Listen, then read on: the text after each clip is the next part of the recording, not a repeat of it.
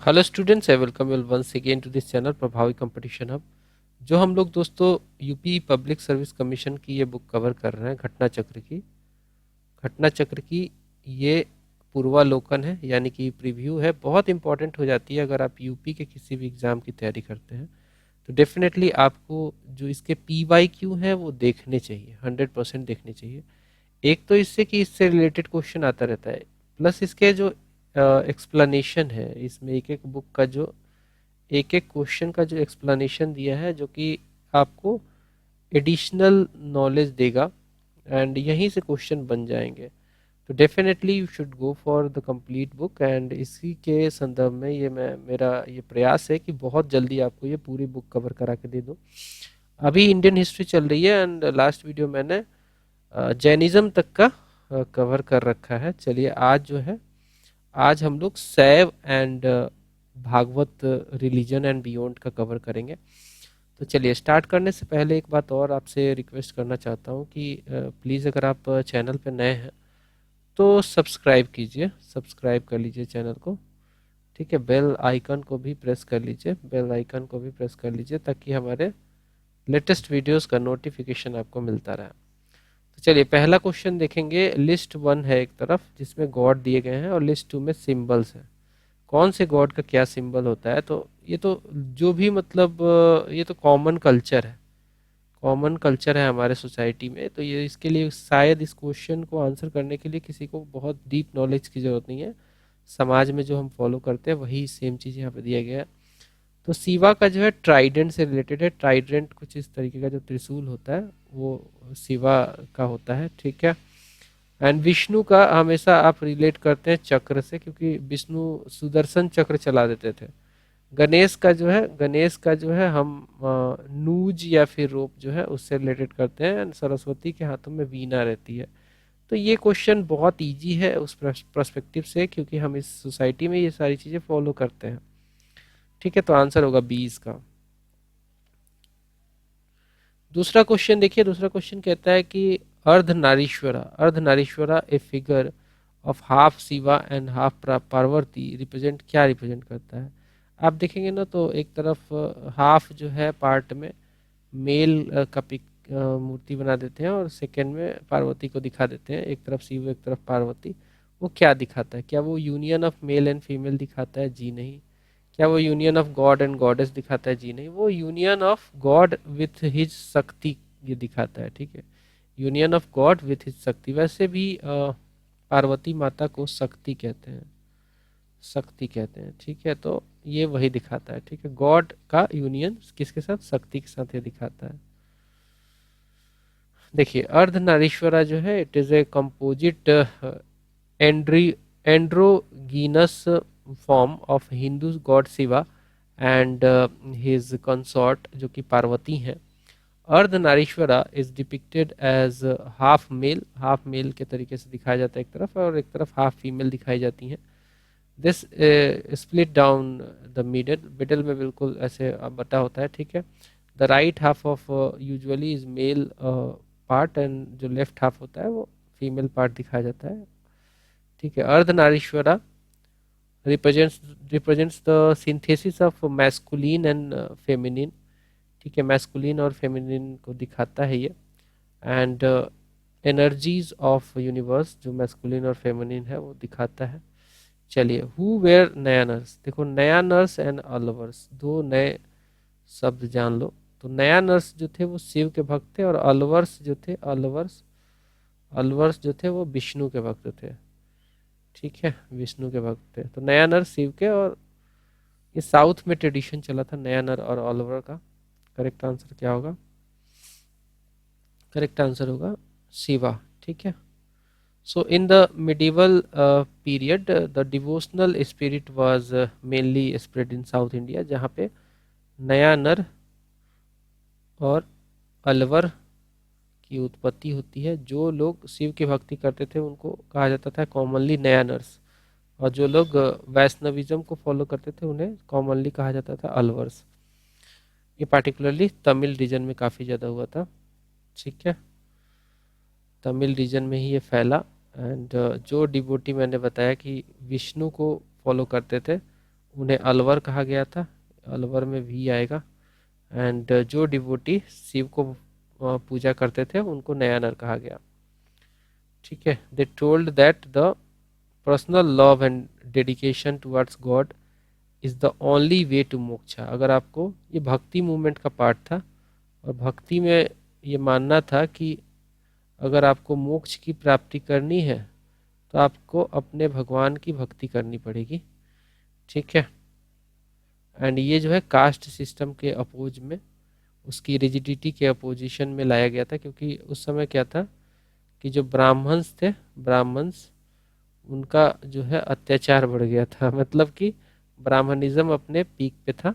And जो lower caste थे उनको जो है समाज में कई बार टेम्पल में एंट्री नहीं मिलना, तो उनके पास ऑप्शन क्या था, भक्ति करने लग गए थे। ठीक है, who among the following was not an Alwar set. Alwar की बात की जा रही है तो ये विष्णु के फॉलोवर हुआ करते थे। ठीक है, तो अलवर इसमें से कौन से नहीं है, तो कोई गाई तो अलवर थे ही, ये विष्णु के फॉलोवर थे। उदम भी थे और थीरु मंगलाई भी थे, बट जो नहीं थे वो तीरु ज्ञान थे, तीरु ज्ञान नहीं थे। ठीक है, नेक्स्ट देखते हैं 5 number. Who are the first to worship Vasudeva Krishna. Vasudeva Krishna के जो फॉलोअर होते थे, कृष्णा के जो, देखो कृष्णा को ए फॉर्म ऑफ विष्णु ही माना जाता था, कृष्णा को ए फॉर्म ऑफ विष्णु ही माना जाता था। तो जो कृष्णा को वर्शिप करते थे उनको भागवत कहा कहा गया। ठीक है, भागवत कहा गया था, भागवत कहा गया था। So, under the Bhagavat religion, the initial form of Vaishnavism is shown in worship of Lord Krishna. Lord Krishna जो थे सन देवकी के पुत्र थे, देवकी नंदन इनको कहा जाता है। ठीक है, the initial name of Krishna was prevalent in the Panini age. Panini जो है बहुत बड़े ग्रामेरियन थे, ग्रामेरियन थे। ठीक है, the worship of Vasudeva were known as the Vasudevaka, Bhagavata कहा गया इनको in the that age, Panini के एज में। According to the Indian belief, lord Krishna is considered as the supreme personality and has been worshipped since ancient ages. अगला सवाल देखिए क्या कहता है। अगला सवाल कहता है कि who among the following deities is represented in art as holding the plow। तो आप देखोगे, आप सबसे अच्छा है कृष्ण लीला देख लो। कृष्ण लीला में जरूर आप कृष्ण जी के बड़े भाई बलराम के बारे में जानोगे। तो बलरामा को हमेशा आप देखोगे कि वो हल के साथ ही दिखाए जाते थे, तो आंसर होगा B, Balram. So according to the Indian culture tradition, Balram the brother of Krishna is shown as the holding plough in his arms. He is also known by the name of हलधर के नाम से भी जाने गए हैं, ये हलधर के नाम से।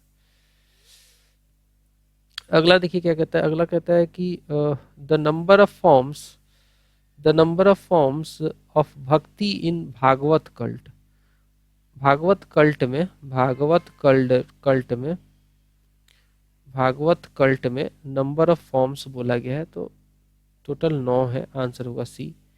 ठीक है, इन्हें हम नवाधा के नाम से जानते हैं। The Navadha bhakti or form has been recognised for acquiring moksha in the Bhagavat cult. ठीक है, 8 नंबर देखेंगे। 8 नंबर सवाल देखिए क्या कहता है कि the earliest archival evidence related to Bhagavata religion कहाँ से मिला है। अर्लीस्ट पूछा है, अर्लीस्ट आर्चीवल का मतलब है कि ये कहीं ना कहीं रिकॉर्डेड है। ठीक है, और किस चीज़ में रिकॉर्डेड रहेगा, तो भाई कोई ना कोई इंक्रिप्शन पे रिकॉर्डेड रहेगा। तो अर्लीस्ट आर्चीवल एविडेंस हमें क्या इलाहाबाद का इंक्रिप्शन समुद्रगुप्त से मिला है, नहीं, समुद्रगुप्त से तो काफ़ी लेट पीरियड का है ये। समुद्रगुप्त की कहानी 33 लाइन में लिखी गई है, उसके वैलर को दिखाया है, और ये लिखा है किसने, हरिसेन ने। हरिसेन जो था, हरिसेन ये उसका कोर्ट पोएट था, कोर्ट पोएट था किसका? समुद्रगुप्त का। बेस नगर का इंक्रिप्शन जो है हेलिडोरस का, इसमें ऑफ कोर्स गरुड़ा के बारे में दिखाया गया है and one of the oldest भी माना जाता है ये। गरुड़ा के बारे में दिखाया गया है, मतलब भागवत रिलीजन के बारे में बताया गया है ये।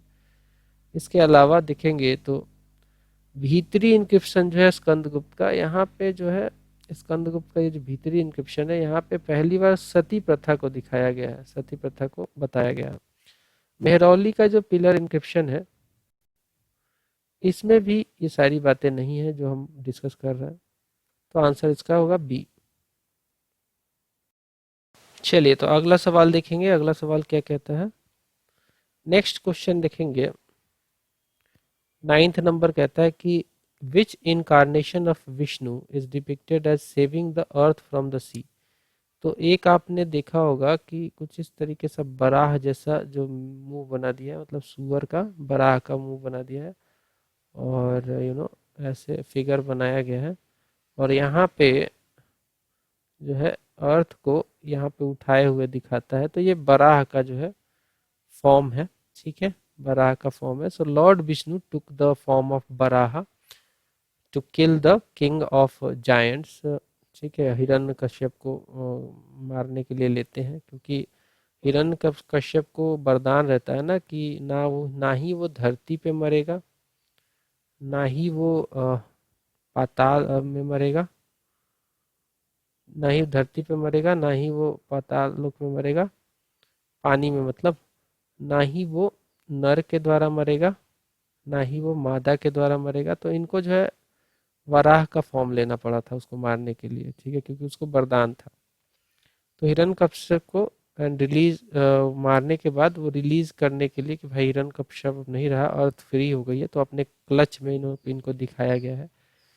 In the pictures of the Purana, God Varaha has been shown balancing the earth on his teeth and arising from the sea. In this incarnation, the head of Varaha is on the human body, ठीक है, having 4 arms, holding शंख एक में, दूसरे में चक्र, तीसरे में गदा और चौथे में पद्म जो है लिए हुए दिखाया गया है। In his hands like God Vishnu fighting with the demon Hiranyakashyap.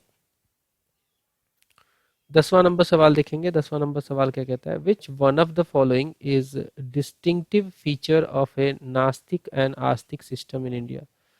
देखो नास्तिक और आस्तिक समझो, नास्तिक वो लोग होते हैं those who do not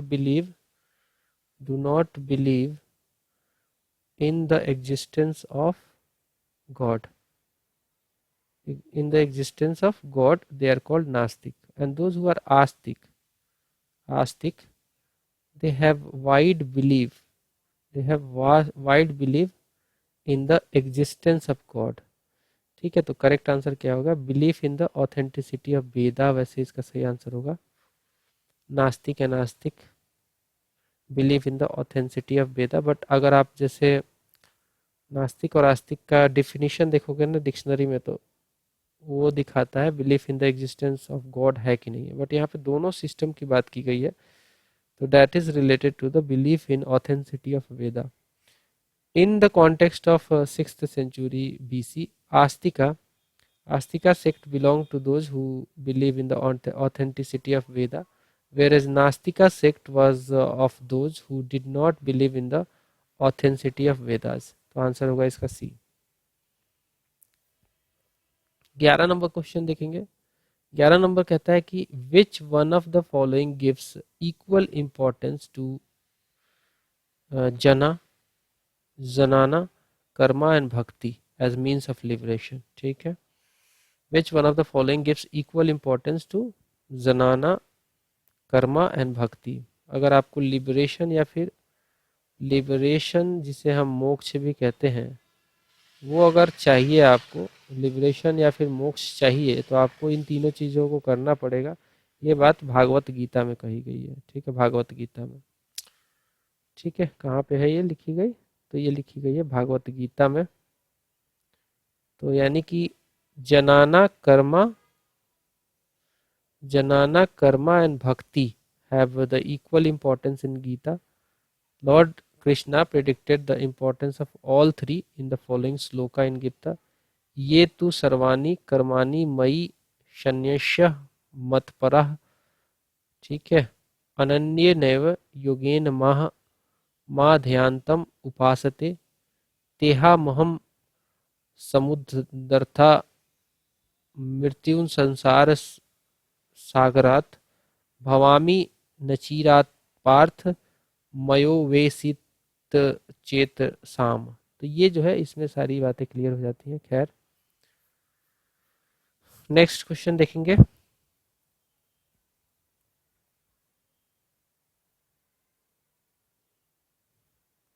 which one of the following is not included in प्रस्थान त्याग त्राई, ठीक है, विच of the following is not included in प्रस्थान त्याई त्राई, आंसर होगा भागवत। इसमें देखो प्रस्थान त्राई में भगवत गीता तो है, ब्रह्मसूत्र भी है, उपनिषद भी है, इसीलिए त्राई कहा गया है, त्राई कहा गया इन तीनों को मिलकर, लेकिन भागवत गीता भगवत उसमें नहीं है। So Upanishad, Brahmasutra and Bhagavad Gita are said to be Prasthan Trai of Vedanta because these are the major epics of Vedanta. Among them, Upanishad is the prime Prasthan and the remaining two are known to be based on it. Shankaracharya is the oldest among all of the Vedanta Acharyas who established their Vedanta sect by writing commentary on Brahma Sutra. 13 number देख लेते हैं। The ancient place where the narration of entire Mahabharata was read in the conference of 60,000 hermits, 60,000 hermits के presence में, तो ये इसका जो place का नाम है वो है नैमिषरण्य। नैमिषरण्य जो है माना जाता है कि ये सीतापुर डिस्ट्रिक्ट में यूपी में लोकेटेड हुआ करता था। It is considered to be the residence of 60,000 hermits, 60,000 hermits.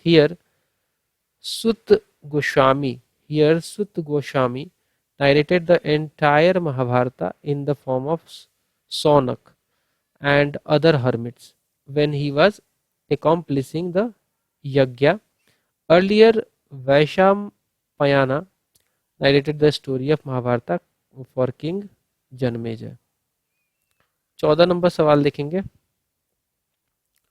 14 number सवाल कहता है कि which Kanda of Ramayana describes the first meeting of Ram and Hanuman.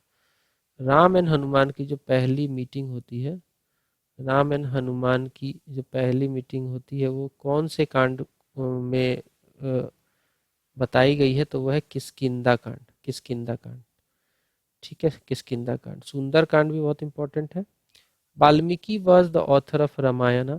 There are total 7 kand in Adi Kavya written in Sanskrit, of course. The fourth kand, or which is of this Kavya, is Kiskindha Kand, in which the meeting of Ram and Hanuman and death of Bali and Sugriv becoming the king of, death of Bali दिखाया गया, Sugriv becoming the king of Banar describe किया गया है।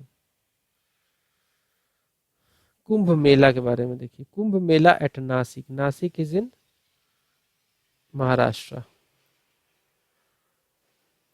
Nashik is in Maharashtra.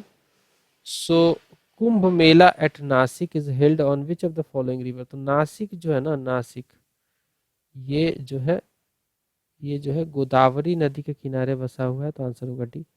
So the Kumbh Mela is held on the bank of Godavari river at the interval of every 12 year. Change होता रहता है 12 साल में। पहले मान लो इस साल जो है, मान लो इस साल है नासिक में, तो अगले 12 साल में हो सकता है ये इलाहाबाद में आ जाए, फिर उसके बाद ये उज्जैन में, ठीक है, नासिक, इलाहाबाद, उज्जैन, जिसे इलाहाबाद को प्रयागराज भी कहा जाता है, और एक हरिद्वार है। इसी के बीच में 12-12 साल में ये होता रहता है, ठीक है। It is held on the bank of Ganga at Haridwar on the confluence of place of Ganga and Yamuna and extinct Saraswati, ये प्रयागराज में होता है, गंगा यमुना सरस्वती के संगम पे प्रयागराज में। एंड अगर हम देखें तो उज्जैन में ये सिपरा नदी के किनारे होता है। चलिए यहाँ पे हमारा ये सेक्शन कंप्लीट हुआ। अगला अब देखते हैं 6th सेंचुरी बीसी के पॉलिटिकल कंडीशंस। चलिए तो हम 6th सेंचुरी बीसी से पॉलिटिकल कंडीशन में पहला सवाल लेंगे। पहला सवाल कहता है कि the earliest extant coins of India were of. Extant मतलब होता है आहत, आहत मतलब काफ़ी पुराने, ठीक है। तो ये जो थे ये हुआ करते थे सिल्वर के। अर्लीस्ट जो एक्सटेंट कॉइन हुआ करते थे सिल्वर के हुआ करते थे, पंच मार्क भी हुआ करते थे और इरेगुलर शेप में हुआ करते थे, ऐसे सिक्के हुआ करते थे, गोल गोल नहीं थे पहले। सो आहत कॉइन्स और पंच मार्क्ड कॉइन जिसे कहते हैं, they were the earliest extant coin in India. They are made up of silver. The marks on them were made by stamp, ठीक है, पंच मार करके किया जाता था। So they were called the Ahat coins और पंच मार्क कॉइन्स, ठीक है। और बहुत ही जो है गोल नहीं हुआ करते थे, इरेगुलर शेप के हुआ करते थे। Which Buddha text has described 16 Mahajanapada of 6th century BC. तो ये जो अंगुत्तर निकाय है बुद्धिज्म का, जो अंगुत्तर निकाय है बुद्धिज्म का है ये, ठीक है, ये बताता है कि जो 16 महाजनपद थे इस एक तरीके के अर्ली सिटीज हुआ करते थे ये, ठीक है। इनकी सबकी अपनी अपनी कैपिटल हुआ करती थी एंड सबके अपने अपने किंग भी हुआ करते थे, ठीक है। इसमें से कुछ तो ऐसे जैसे जैसे कि मल्ल हो गए और जैसे कि लिच्छवी हो गए, लिच्छवी, ठीक है, लिच्छवी हो गए, ये सब तो रिपब्लिक भी थे। तो ये चर्चा हमें मिलती है अंगुत्तर निकाय में। So the 16 Mahajanpada of the 6th century BC were mentioned in the Buddhist text Anguttar Nikaya. They were as follows, like number 1 Anga, number 2 Magad, number 3 Kasi, number 4 Koshal, number 5 Vajji, number 6 Mal, number 7 Chedi, number 8 Vats, number 9 Kuru, number 10 Panchal, number 11 Matsya, number 12 Surasena, number 13 Ashmaka, number 14 Avanti, number 15 Gandhara और number 17 Kamboj. तो इस तरीके से हुआ करते थे। यही चीज जैसे कि एक तो हमने देखा कि वो कहाँ पे अंगुत्तर निकाय में मिलती है। अगर हम जैनिज्म के एक टेस्ट की बात करें, टेक्स्ट की बात करेंगे, तो वहां पे भी ये चर्चा मिलती है कि 16 महाजनपद हुआ करते थे। उस टेक्स्ट का नाम है भगवती सूत्र, भगवती सूत्र। 3 नंबर सवाल देखिए, how many mahajanapadas were located in the present day of Uttar Pradesh among the oldest 16 mahajanapadas of India.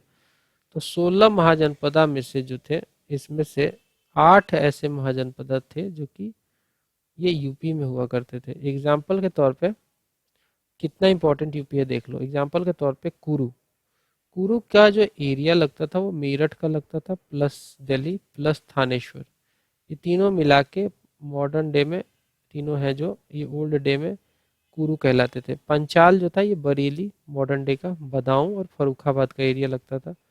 सूरसेना जिसकी कैपिटल आगरा है, ये जो है ये ब्रज मंडल एरिया लगता था, वृंदावन वगैरह वाला।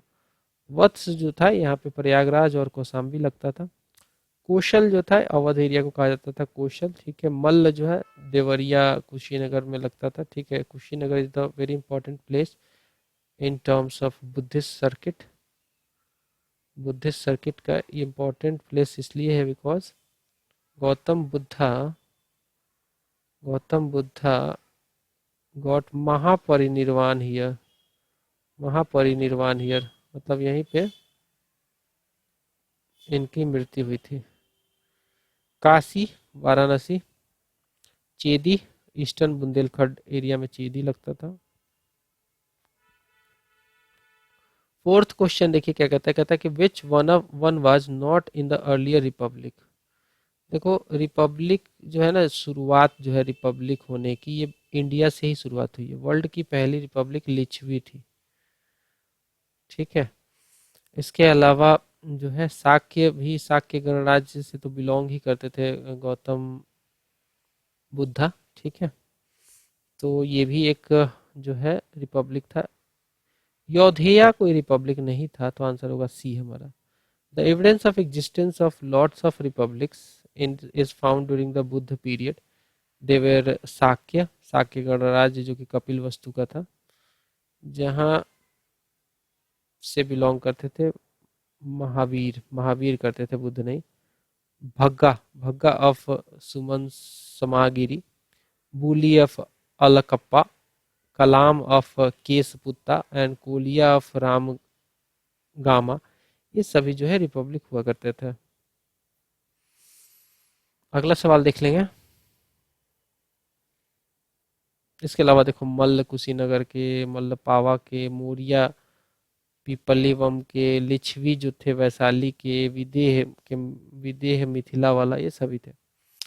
लिस्ट वन को लिस्ट टू से अगेन मैच करना, एक तरफ किंग है दूसरी तरफ स्टेट। तो उदयन कहाँ से बिलोंग करता था? प्रसेनजित, प्रद्योत, अजात शत्रु तो मगध का था। ठीक है, क्योंकि इसके पिताजी का नाम था बिंबिसार, बिंबिसार जिसने ये हर्यक डायनेस्टी का फाउंडेशन रखा था।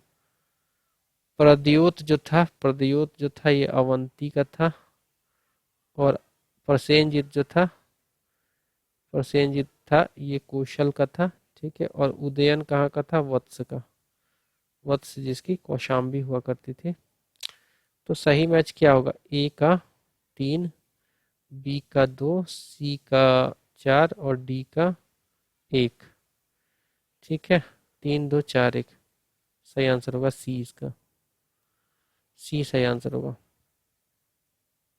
तो the Pali scriptures reveal that Pradyota was the king of Avanti, Udayan was king of Vatsa and Prasenjit जो था वो कौशल का राजा था, अजात शत्रु तो था ही मगध का राजा। नेक्स्ट देखते हैं 6 नंबर। 6 नंबर सवाल कहता है कि what was the ancient name of Ujjain, Ujjain का एंशियंट नाम क्या था? ये क्या, ये अवंतिका हुआ करता था। ठीक है, अवंतिका, और इसी की कैपिटल उज्जैन थी। एक इसकी कैपिटल और थी माहिष्मति। ठीक है, 2 इसकी कैपिटल हुआ करती थी अवंतिका की, एक उज्जैन दूसरी माहिष्मति, तो आंसर होगा सी। सो Ujjain, Ujjain which is located in Malwa region of Madhya Pradesh, it is considered as the ancient historical town of India. This was one of the 2 capitals of Avanti, which was one among the 16 Mahajanpadas. The legend of Udayan Vasavadatta is related to, he is related to Ujjain. ठीक है, उदयन जो शासक था उज्जैन से related था। ठीक है, so the legend of Udayana, Udayana Vasavadatta is related to Ujjain. Great poet Bhasa जो थे, ग्रेट पोएट जो भास थे, he has describe this story in his drama, जिसका नाम है स्वप्न वशावदत्तम। ठीक है, स्वप्न वशावदत्तम, भास इसके पोएट है, इन्होंने दिखाया है। The love story of Vatsa king Udayana and Vasavadatta, the daughter of Avanti king Pradyota, ये लव स्टोरी दिखाई गई है इसमें स्वप्न वशावदत्तम में। The story is set during the time when Udayan was imprisoned in Ujjaini. ठीक है, उज्जैनी में इनको जो है इम्प्रिजन किया गया था, तब की कहानी है। चलिए 8 number, Matsya Mahajanapada of 6th century was located in, Matsya जो है महाजनपद ये कहाँ पे लोकेटेड था? आपसे सवाल पूछा है कहाँ पे लोकेटेड था, तो आंसर होगा ये राजस्थान में लोकेटेड था। ठीक है, राजस्थान में, इसकी कैपिटल हुआ करती थी Viratnagar. So Matsya mahajanapad 6th century BC वाला, it was situated around the Jaipur, Alwar and Bharatpur region में। कहाँ पे? राजस्थान में, इसकी कैपिटल विराटनगर हुआ करती थी। 9 नंबर सवाल देखिए क्या कहता है। 9 नंबर कहता है कि what is the town configuration, what is the town configuration of ancient Shravasti. ठीक है, ये कैसा था? क्या वो सर्कुलर टाउन था या फिर इस तरीके का क्रेसेंट शेप था? क्या था इसका? ठीक है, तो श्रावस्ती जो था ये एक क्रेसेंट शेप का था, चंद शेप का था। So Alexander Cunningham identified the ancient Shravasti at Sahet Mahet placed near Shravasti in Uttar Pradesh 1861 में।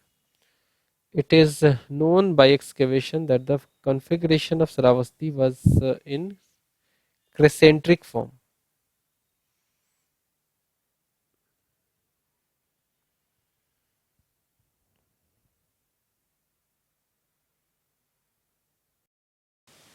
चलिए तो अगला सवाल देखते हैं। अगला सवाल कहता है कि which initial ruler of Magadh killed his father for enthroning and also was killed by his son for the same.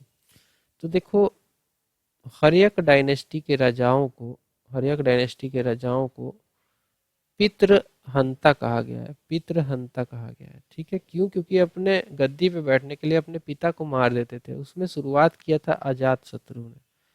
अजात शत्रु ने बिंबिसार की हत्या कर दी, जो कि उन्हीं का पिताजी थे। बिंबिसार की हत्या कर दी और इन टर्न बिंबिसार के अजात शत्रु के बेटे उदयन ने अजात शत्रु की हत्या कर दी। तो कह रहा है कि which initial ruler of Magadha killed his father. तो आंसर होगा अजात शत्रु, ठीक है। अजात शत्रु इसका सही आंसर होगा। द रूलर ऑफ मगध अजात शत्रु, जिसका रूलिंग पीरियड था 492 से लेकर 460 बीसी तक।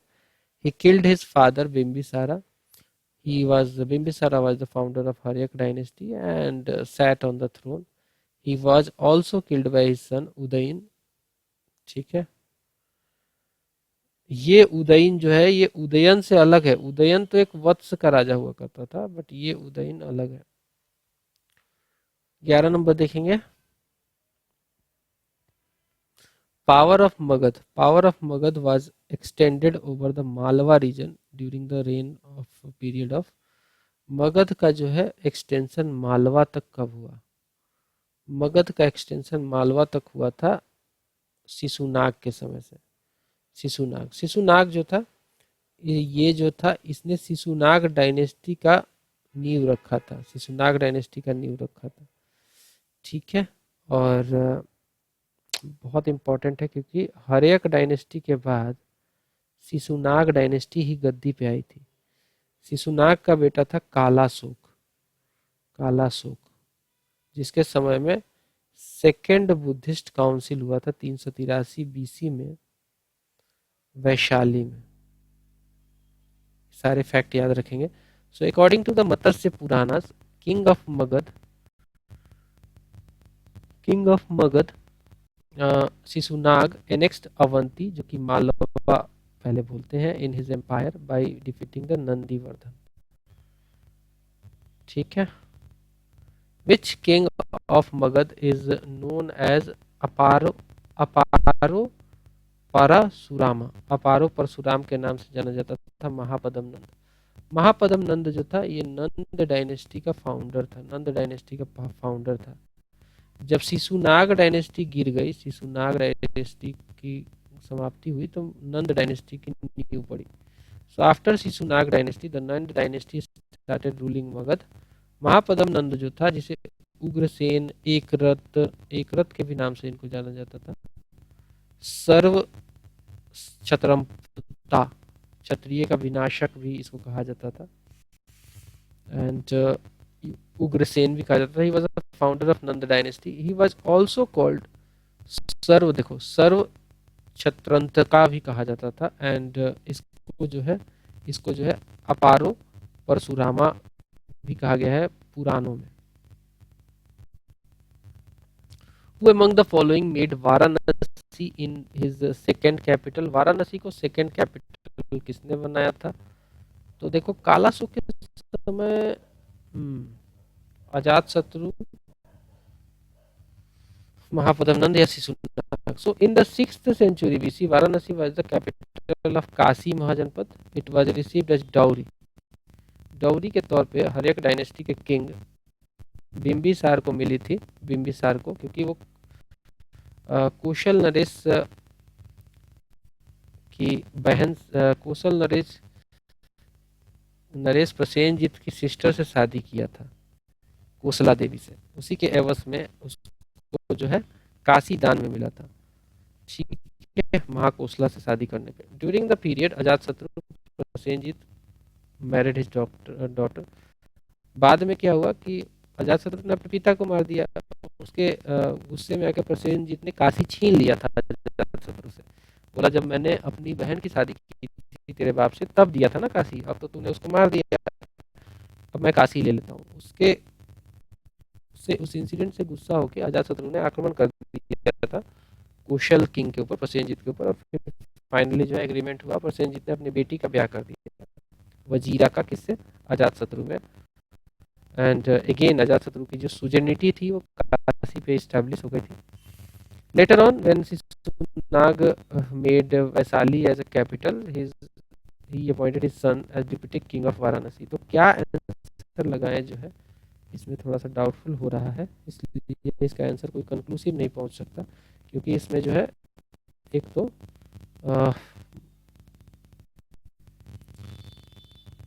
ठीक है, एक तो इसमें काला शोक भी है, अजातशत्रु भी है, तो क्या करे भाई, कुछ लगा नहीं सकते, शिशुनाग भी है, तो कोई कंक्लूसिव आंसर पे नहीं पहुंचेंगे इसमें।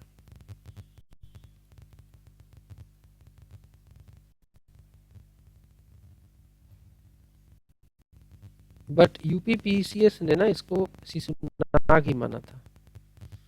ठीक है, चलो अगला सवाल देखिए, कहता है कि which inscription is the evidence of king Nanda. Nanda का एविडेंस का कौन सा इंक्रिप्शन है, तो आंसर होगा इसका हाथी गुम्फा इंक्रिप्शन ऑफ खारवेल। ठीक है, क्यों, क्योंकि हाथी गुम्फा का जो खारवेल का जो ये इम्पोर्टेंट इंक्रिप्शन है, जो कि खारवेल खुद एक चेदी डायनेस्टी का, कलिंग का, यानी कि मॉडर्न उड़ीसा का शासक हुआ करता था। His Hathigumpha inscription is the major source of information about his rain.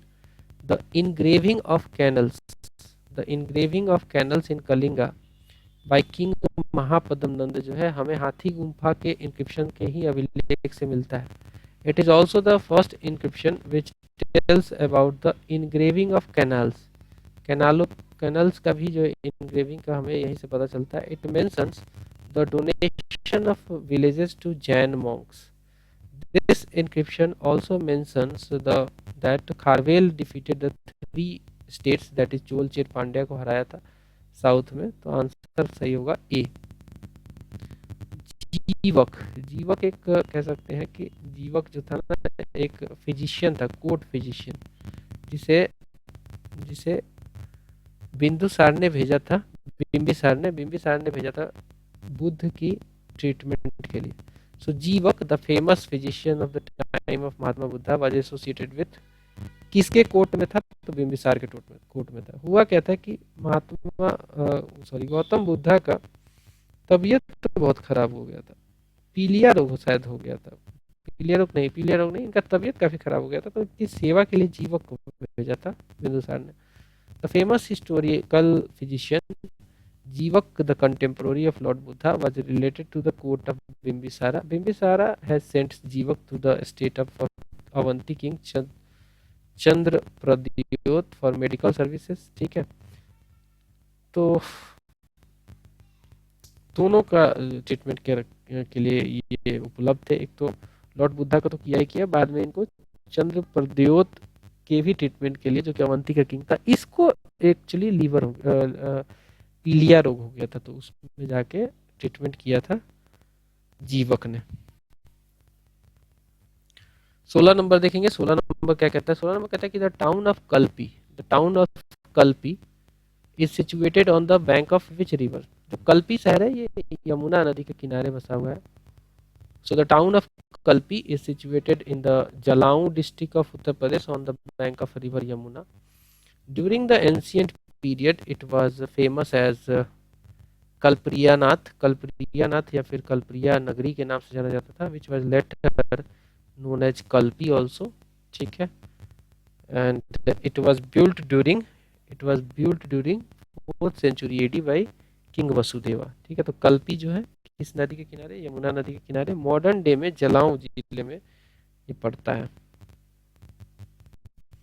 चंपा, चंपा बिहार से रिलेटेड है और ये अंग कैपिटल की जो है यहाँ पे अंग अंग महाजनपद की कैपिटल हुआ करती थी Champa. So Champa was the capital of which Mahajanapada, तो आंसर होगा अंग। अंग ये आक्रमण जो है बिंबिसार ने भी किया था और यहाँ का एक शासक था ब्रह्मदत्त, उसको मार के अंग अपने में मिला दिया था। So Champa was the capital of Ang Mahajanpada. It covers the modern day Munger and Bhagalpur district of Bihar. It was later annexed to Magad by Bimbisara. Magad was located to its west. तो जैसे कि मैं draw करके दिखा देता हूँ, अगर मान लो ये बिहार है,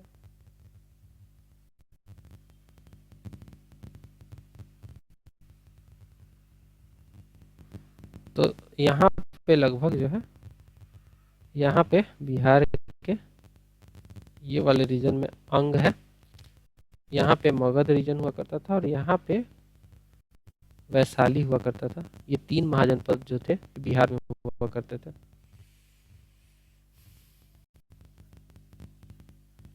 18 नंबर देखेंगे, in the 6th century BC Suktimati was the capital of, Suktimati जो है चेदियों की कैपिटल हुआ करती थी, चेदी की हुआ करती थी, चेदी महाजनपद की। और मॉडर्न डे जो है चेदी महाजनपद, ये बुंदेलखंड रीजन से रिलेट कर सकते हो, Bundelkhand region of Uttar Pradesh. So in the 6th century BC, Chedi Mahajanpada was located in modern Bundelkhand and its adjacent parts. Its capital was सोतीवती, सोतीवती या सुक्तिवती कह सकते हो, सुक्तिमती, सोतीमती कह सकते हो। 19th नंबर सवाल देखिए, कहता है कि which of the following is not correctly matched. तो अंग महाजनपद की कैपिटल चंपा हुआ करती थी, बिल्कुल सही है। कौशल की अची चतरा नहीं थी भाई, कौशल की जो थी वो श्रावस्ती थी, ना कि अची चतरा, ठीक है। वत्स की कौशाम्बी, ठीक है। मत्स्य की विराटनगर, राजस्थान में ये हुआ करता था, राजस्थान में ये हुआ करता था, ठीक है। तो आंसर होगा बी।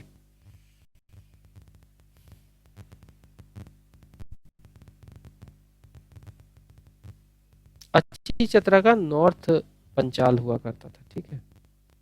लिस्ट 1 को लिस्ट 2 से मैच करना है, एक तरफ एंशिएंट प्लेसेस ऑफ यूपी और उनके कैपिटल। तो अच्छी चतरा,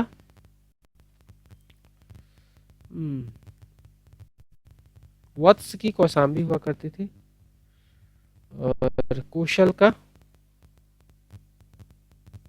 कुरु का पंचाल हुआ करता था, कुरु का कौरवों का तो इंद्रप्रस्थ, ठीक है।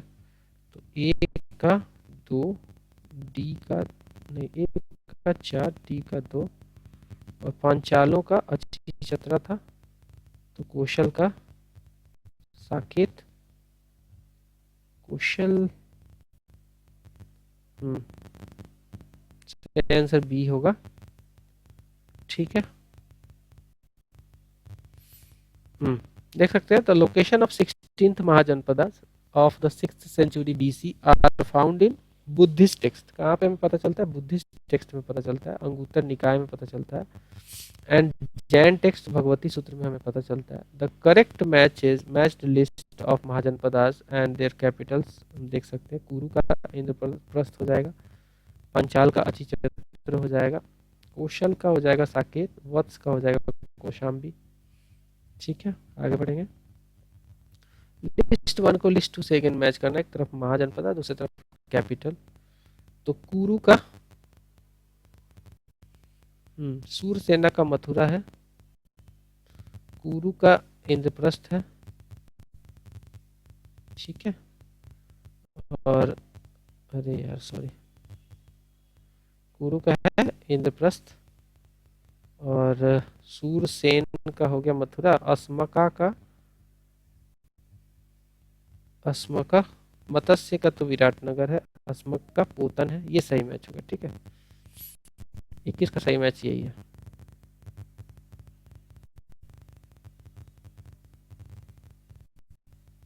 देख सकते हैं, एक तरफ लिस्ट है, एक तरफ महाजनपदाज है। तो मत्स्य का विराटनगर, कुरु का इंद्रप्रस्थ, सूरसेन का मथुरा, अस्मक का पोतन। नेक्स्ट देख लेंगे, विच of the following is not correctly matched, not correctly match पूछा है भाई, तो वही है सूरसेना का कौशल का कौशाम्बी होता है, ना कि सूरसेना का, तो नहीं, कौशल का साकेत, ठीक है, वत्स का कौशाम्बी होता है, सूरसेना का जो है मथुरा होना चाहिए, मथुरा, तो यही गलत मैच है, बाकी सब सही है। कंबोज का हटक या फिर राजपुर, असमक का पोतन या पोटली, कुशल का श्रावस्ती, तो सही है। नेक्स्ट देखते हैं ग्रीक इन्वेशन। तो हम सवाल देखते हैं ग्रीक इन्वेशन से। ग्रीक इन्वेशन इंडिया पे हुआ, सबसे स्टार्टिंग में कोई इन्वेशन हुआ था भारत पे तो वो ग्रीक इन्वेशन ही था। तो एसर्शन वाला रीजन वाला सवाल है पहला। After campaigning for nearly 2 years, Alexander, जिसे हम सिकंदर भी कहते हैं, Alexander the great left India in 325 BC। He was defeated by Chandragupta Maurya, ये बिल्कुल गलत है। he never fought with Chandragupta Maurya, though he fought with Porus and Porus was defeated by him, but Porus fought very valiantly, ठीक है, that is why Alexander gave his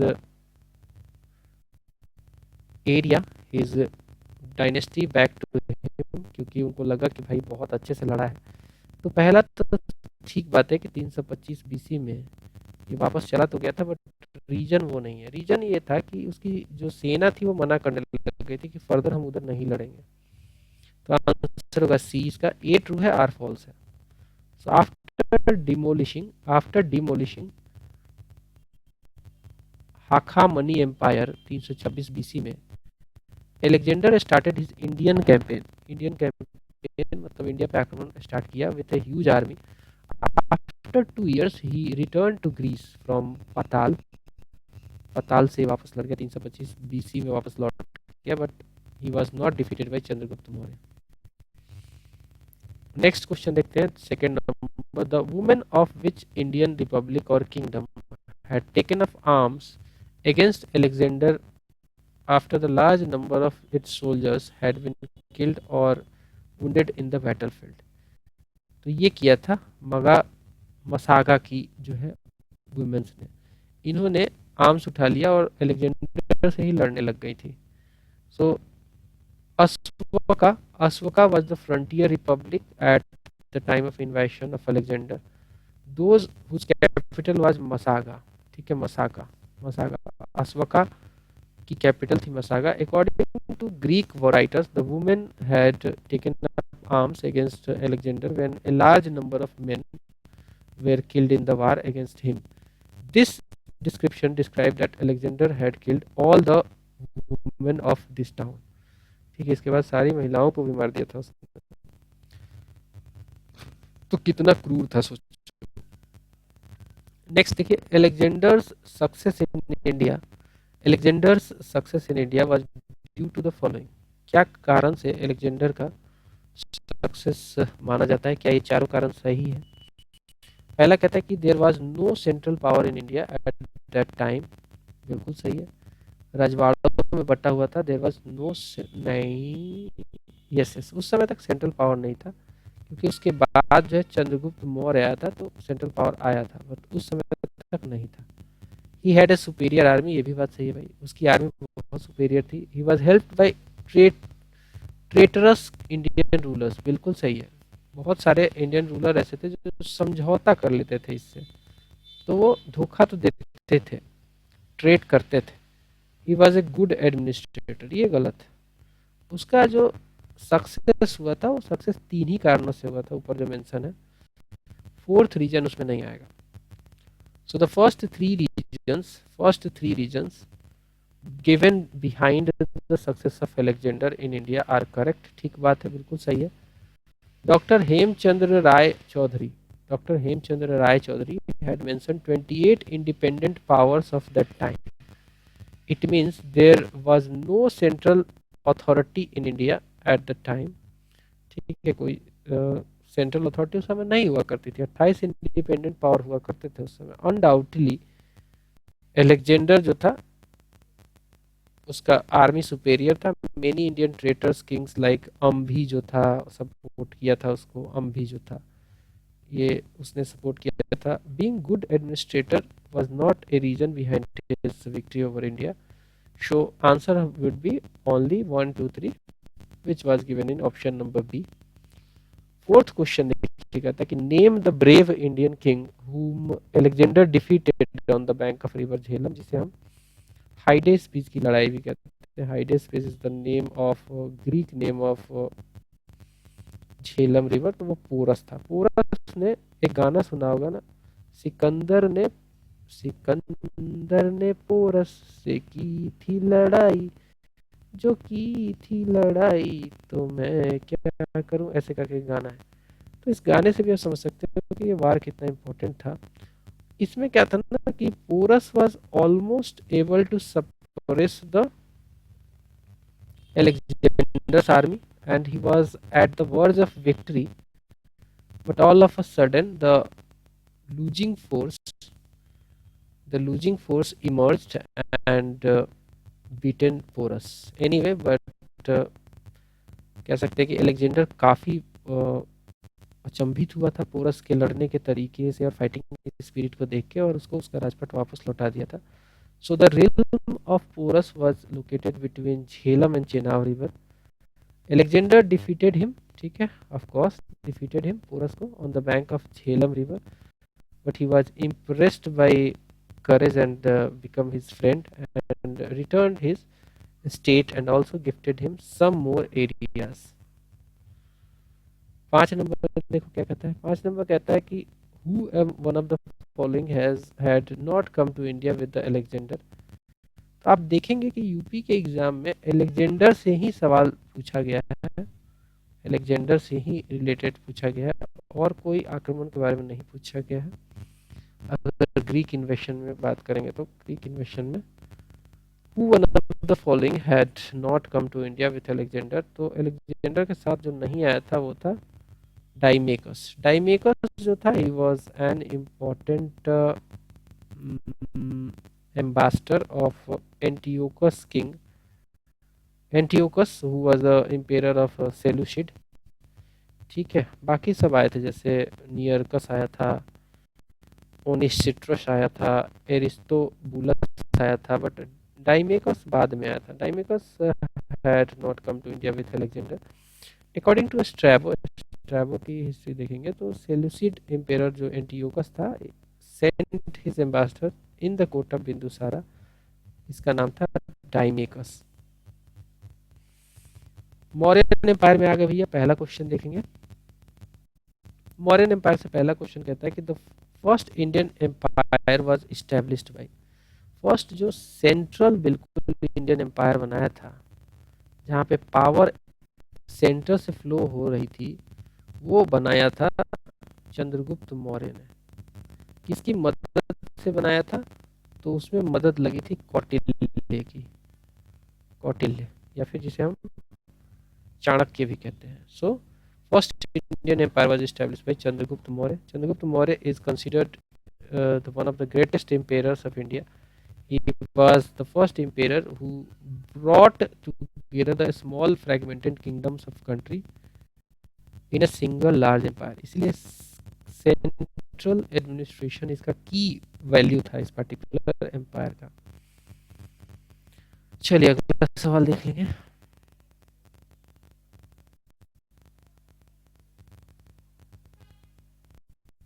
He also, मतलब Chandragupta Maurya also expanded his empire to the age of what is now known as Iran. Iran तक पहुंचा दिया था इसने अपने empire को। He was the one who first unified Indian political system। India को politically unify किया था, पहला किंग था ये। नेक्स्ट देखिए, who of the following mentions about the meeting of Sandrocottus.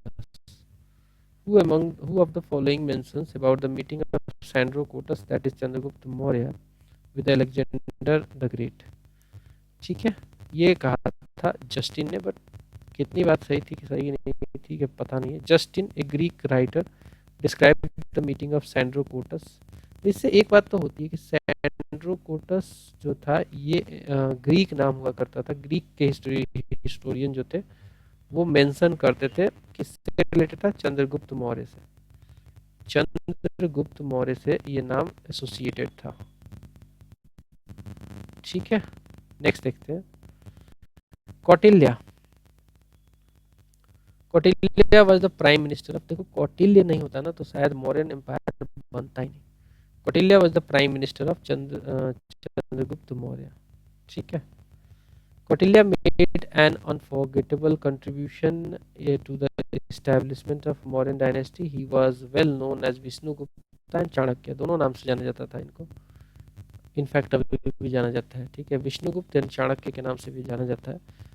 When Chandragupta Maurya had the responsibility of uniting Indian empire as an emperor, Kautilya served as the prime minister, advisor and chief priest के तौर पे काम किया। He was the pioneer scholar of political science and also known for his famous book जो कि अर्थशास्त्र है, जो कि एक पॉलिटिकल ट्रिटाइज है। ये एक क्या है? पॉलिटिकल ट्रिटाइज है। This is one of the oldest book which is based on the political condition of India. Fourth number देखेंगे। By which name was Chanakya known in his childhood. Chanakya को बचपन में विष्णुगुप्त के नाम से जाना जाता था। और इनको जो है कौटिल्य तो जाना ही जाता है, कौटिल्य के नाम से भी जाना जाता है। तीन नाम याद रखना, कौटिल्य प्लस चाणक्य प्लस विष्णुगुप्त। सो सेज जो चाणक्य थे, चाणक्य जिनको चाणक्य का ही बेटे थे चाणक्य। ठीक है, says Chanakya gave his son the name Chanakya. The ancient Arthashastra has been traditionally attributed to Chanakya by the number of scholars. अर्थशास्त्र जो है it identifies its author by the name of Kautilya, except for one verse that refers to him by the name of Vishnugupta. In the question, the name Chanakya in childhood is asked. So, from the above options, Vishnugupta is found to be the most appropriate answer.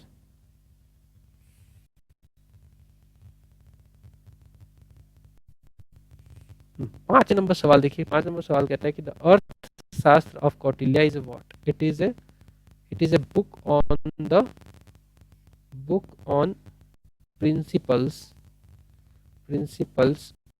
Of government. ठीक है, ये एक book था based on the principle of government. So Arthashastra by Kautilya is the treatise on polity during the Mauryan monarch kingdom. The Saptang theory of the state was introduced in it, which includes, इसमें सप्तांग theory में क्या था? सप्तांग theory में बोला गया था कि 7 अंग हैं एडमिनिस्ट्रेशन के। सबसे ऊपर किंग है, king is supreme, he is supposed to, although he can take individual decision, but he is advised to follow the advice of other ministers. So king was at top. He is also known as Swami. Minister Amatya, territory that is Janapada।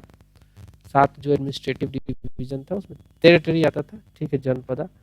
Fort दुर्ग होता था, treasury मतलब कोष, and army को डंडा बोला जाता था, and allies को मित्र बोला जाता था। ये 7 जो है इसके 7 जो है अंग हुआ करते थे। Arthashastra gives a detailed description about then administration and agrarian system के बारे में बताता है पूरा। 6th नंबर क्वेश्चन देखना। 6th नंबर क्वेश्चन कहता है कि which one of the following is 7th part of the state according to Saptanga theory of state. तो ये है मित्र। ठीक है, ये है मित्र। मित्र को एलाई भी कहा गया है। So according to Saptanga theory Mitra is 7th part of state. Ally is like ear, और मित्र और ally is like ear of the state. Allies of king assist him in peace and war.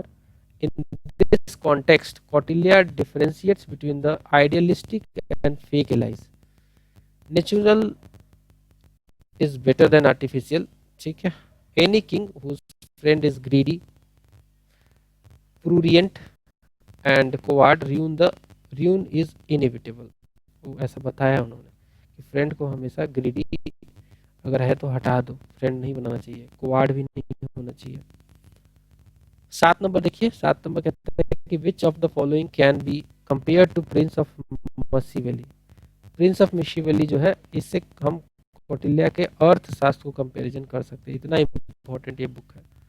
So Arthashastra is the unique book of political science which is compared with the prince of मिशीवेली.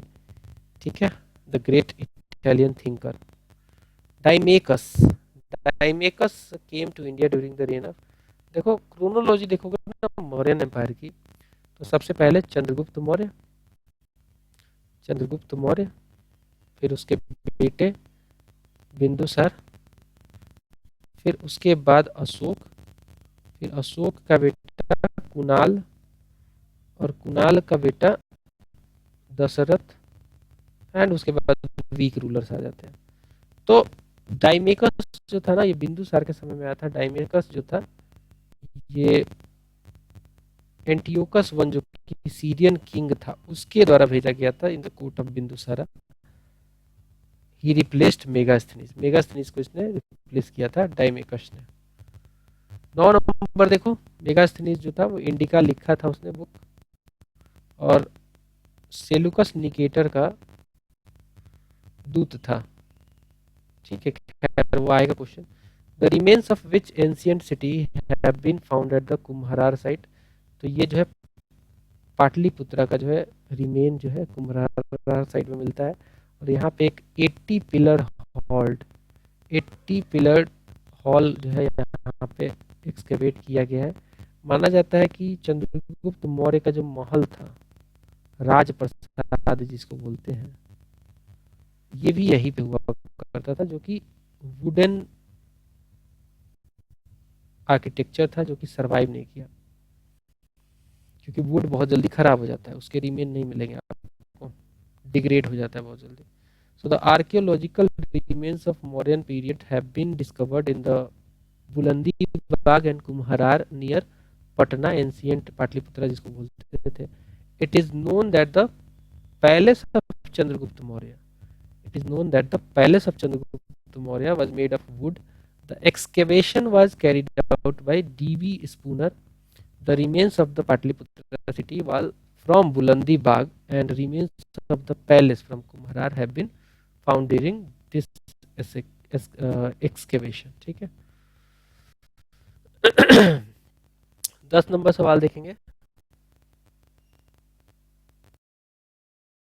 चलिए तो अगला सवाल देखते हैं. अगला सवाल कहता है कि who was the first king to conquer Malwa, Gujarat and Maharashtra. First king पूछा है, आंसर होगा चंद्रगुप्त मौर्य. चंद्रगुप्त मौर्य जो था ना, ये महानतम शासकों में से एक था जिसके भय से थर थर दुनिया कांपती थी उस समय, जैसे कि सेलुकस निकेटर. ठीक है. इसको जब हराया ना तो ये एकदम इसका कायल हो गया, फिर अपनी लड़की से शादी भी किया. ठीक है, कराया चंद्रगुप्त मौर्य का. तो आंसर होगा मालवा, गुजरात और महाराष्ट्र को किसने जीता? तो ये जीता चंद्रगुप्त मौर्य ने. ठीक है, पहला रूलर जिसने ये चीज जीता. बाद में तो बहुत सारों ने जीता. ठीक है.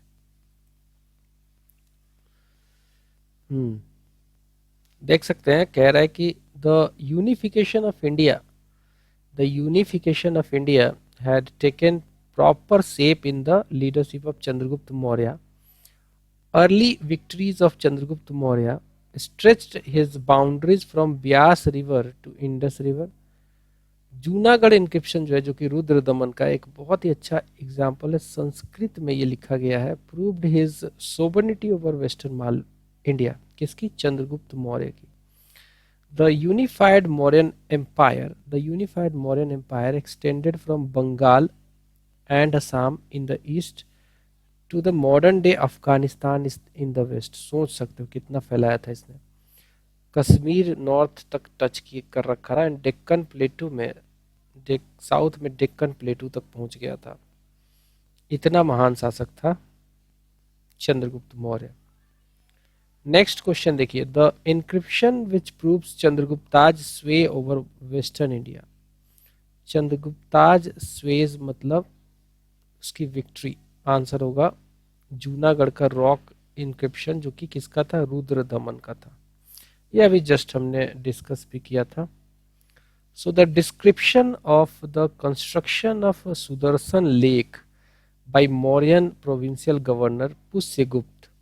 उस समय पुष्यगुप्त ही वहाँ का गवर्नर था, प्रोविंस का, जो वो प्रोविंस था ना, वहाँ का गवर्नर यही था।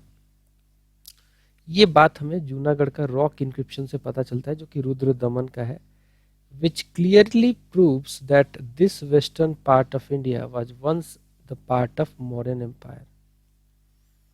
12 नंबर सवाल देखिए, कहता है कि in which year had Chandragupta Maurya defeated Seleucus Nicator. कौन से साल को चंद्रगुप्त मौर्य ने सेलुकस निकेटर को हरा दिया? तो सेलुकस निकेटर को हराया था 305 बीसी में। और इसी डिफीट के बाद सेलुकस निकेटर जो है अपनी लड़की का शादी जो है चंद्रगुप्त मौर्य से करते हैं, और एक दूत भेज देते हैं पाटलिपुत्रा में, जिसका नाम था मेगास्थेनिस। मेगास्थेनिस, ठीक है। तो 305 बीसी में ये कारनामा होता है। Chandragupta Maurya defeated the invading army of Seleucus Nicator in 305 BC. Seleucus was governor of eastern मकदूनिया उस समय, ठीक है। चलिए, during whose rule did Megasthenes come to India. अभी मैंने बताया था, आंसर होगा चंद्रगुप्त मौर्य। सो मेगास्थनीज जो था, मेगास्थनीज ये एक ग्रीक हिस्टोरियन था who came to India in the 4th century BC. कब आया था? तो 4th सेंचुरी बीसी में आया था एज ए रिप्रेजेंटेटिव और ambassador of Seleucus Nicator. He lived in the court of Chandragupta Maurya. He has written about contemporary India and also about Chandragupta's reign in his book titled Indica। ठीक है, Indica। अगला सवाल देखिए, कहता है कि which of the following sources states that there was no slavery in ancient India। ये हमें पता चलता है मेगास्थनीज की एक रचना, जिस बुक का नाम है इंडिका। देखो, हालांकि ये इंडिका जो बुक है ना, अपने ओरिजिनल फॉर्म में नॉट अवेलेबल है, बट इसका एक्सट्रैक्ट जो है, एक्सट्रैक्ट बहुत सारे राइटर्स ने जिसका एक्सट्रैक्ट लेके लिखा था, वो एक्सट्रैक्ट से हमें पता चलता है कि क्या बातें थी उस समय। So Megasthenes divided Mauryan society into 7 categories. कितने कैटेगरी में डिवाइड किया था? 7 कैटेगरी में, ठीक है। मौर्यन सोसाइटी को 7 कैटेगरी में डिवाइड किया था, ठीक है, जिसमें 7 में बता देता हूँ। पहला फिलोसोफर, फिर फार्मर, हर्ड्समैन एक कैटेगरी था उसमें, और आर्टिशंस, मिलिट्री सोल्जर्स, ओवरसीयर्स और spice, councillors and assessors। Megasthenes does not mention slavery in India. Megasthenes था ना, वो स्लेवरी को मेंशन नहीं करता है। According to him, no one could marry outside his caste, and no one could take to an occupation from one fixed for his caste according to the Varna system। Next देख लेंगे 15 number सवाल देखिए, कहता है कि which of the following sources gives a detailed account of city administration of Mauryas. मौर्यों का जो सिटी एडमिनिस्ट्रेशन के बारे में डिटेल्ड अकाउंट है, ये मेगास्थनीज की इंडिका से ही मिलती है, इंडिका से ही हमें प्राप्त होती है। आंसर होगा बी, ठीक है। पटना के बारे में तो बहुत अच्छे से लिखा है इसने। So the description of administration of Pataliputra is found in Megasthenes की बुक जो है, जिसका नाम है इंडिका। मेगास्थनीज मेंशनड 6 कमिटीज, कितनी कमेटी मेंशन करी? 6 कमिटी। हर एक कमिटी में 5 5 मेंबर थे, तो टोटल 30 मेंबर जो थे ओवरऑल एडमिनिस्टर कर रहे थे किसको? तो पाटलिपुत्रा को, ठीक है। And each to look after administration of Patliputra, he referred to the town officials as astynomoi. Town official को ये क्या कहता है? एस्टिनोमी कह लो, ठीक है। What was सार्थवा? सार्थवा क्या था? ये कन्वॉय ऑफ मर्चेंट्स को सार्थवा कहते थे, ठीक है। कन्वॉय ऑफ मर्चेंट्स को सार्थवा कहा जाता था। So the head of convoy of merchants, ठीक है, head of convoy of merchants was called Sarthava, which is described in Arthashastra by Kautilya, ठीक है। किसने ये मेंशन किया है? कौटिल्य ने मेंशन किया है, यहाँ पे मेगास्थनीज ने मेंशन नहीं किया, कौटिल्य ने किया है।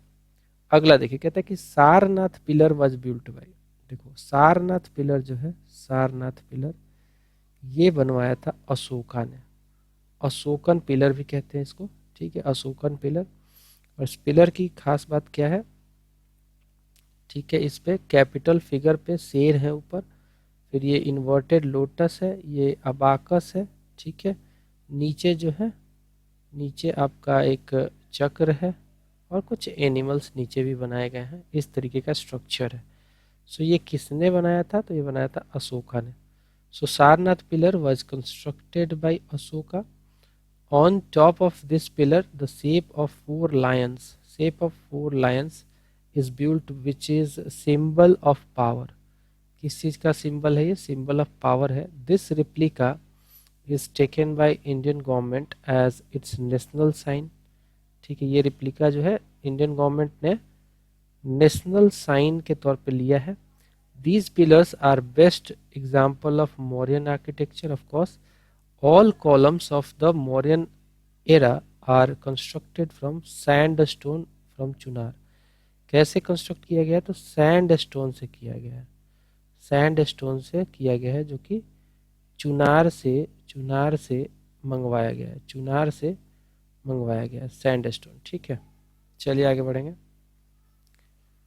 फिर देखिए अगला क्वेश्चन कहता है लिस्ट 1 को लिस्ट 2 से मैच करना है। अगेन लिस्ट 1 को लिस्ट 2 से मैच करना है एंड आंसर करना है, ठीक है। अब देखिए चुनार, मैं बता दूं थोड़ा सा, चुनार जो है कहाँ पे पड़ता है? ये यूपी में पड़ता है, ठीक है।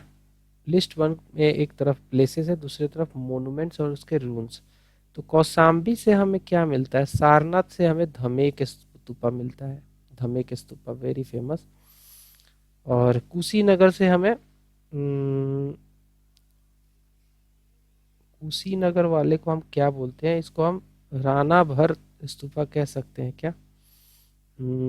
तो सी का तो 1 होगा और बी का जो होगा 3 हो सकता है, और ठीक है, तो सही आंसर क्या हो गया? वही हो गया, ठीक है, ए का 2। यानी कि कौसाम्बी से हमें कौन सा मोनूमेंट का रून मिलता है? तो Ghosi Tarma monastery.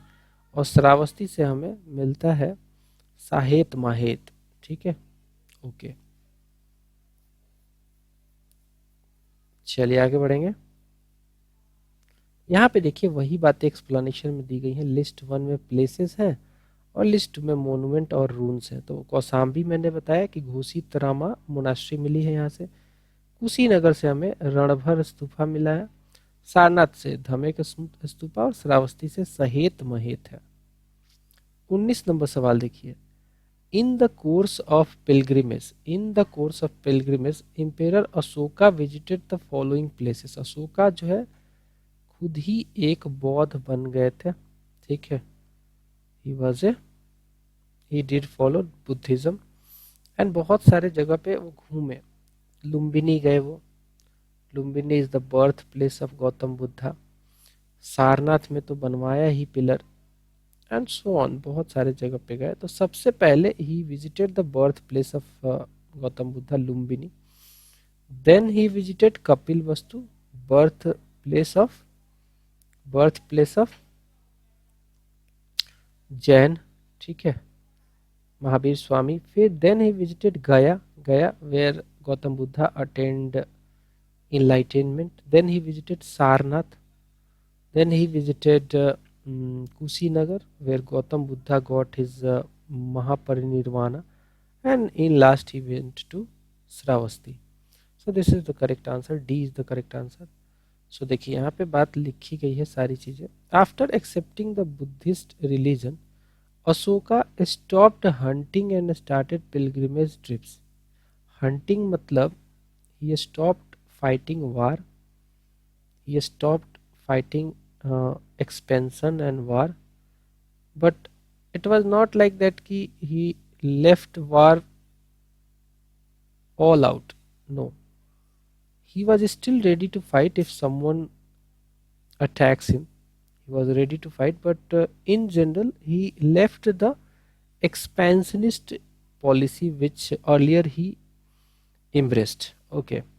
So he went to बोध गया after 10 years of his coronation and Lumbini गए थे 20 साल के बाद, ठीक है। Historian Vincent Arthur has placed Dhamma voyage और धम्म यात्रा इन Ashoka with Upgupta in his book Ashoka, the Buddhist emperor of India, based on historical facts in the following order: Lumbini पहले, फिर Kapilvastu, then Bodh Gaya, then Sarnath, then Kushinagar, then Shravasti.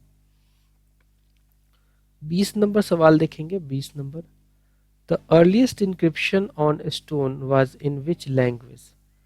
Earliest encryption की बात की जा रही है स्टोन पे, वो कराया था किसने, तो वो अशोका ने ही करवाया था।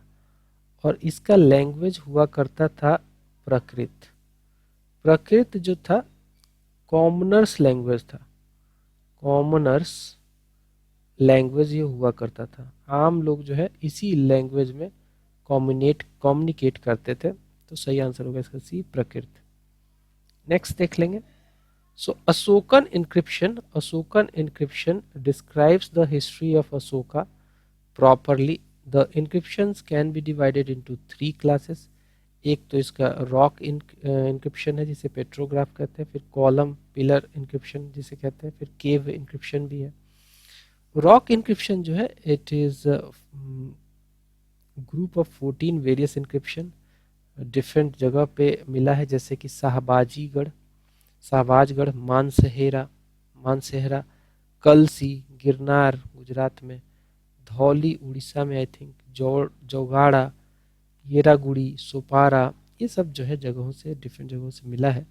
Most of the encryption of Ashoka are written in Prakrit language and Brahmi script, whereas as 2 encryptions, that is of Shahbazgari and Mansehra are in Kharoshti script.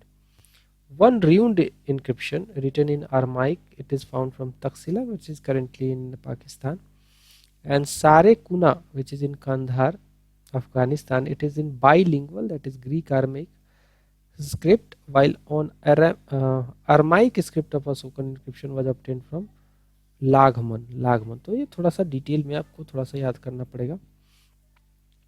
Next question देखते हैं। नेक्स्ट क्वेश्चन कहता है कि the Brahmi script was first deciphered by letters inscribed on what. The Brahmi script was first deciphered by letters inscribed on stone tablets. एक stone का tablet है, उसमें Brahmi letters inscribe किए गए। So the Brahmi script was first deciphered through the letters inscribed on the stone tablet. Sir James Prinsep जो थे, जिन्होंने 1837 में इसको डिसाइफर किया था,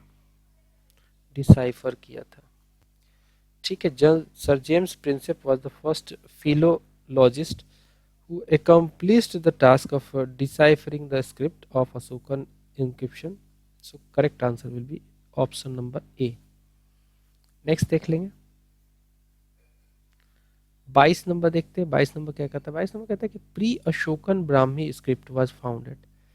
प्री अशोकन ब्राह्मी जो स्क्रिप्ट है प्री अशोकन मतलब अशोक से पहले, वो हमें मिलता है अनुराधापुरम से मिलता है हमें, which is in Anuradhapuram is in Sri Lanka.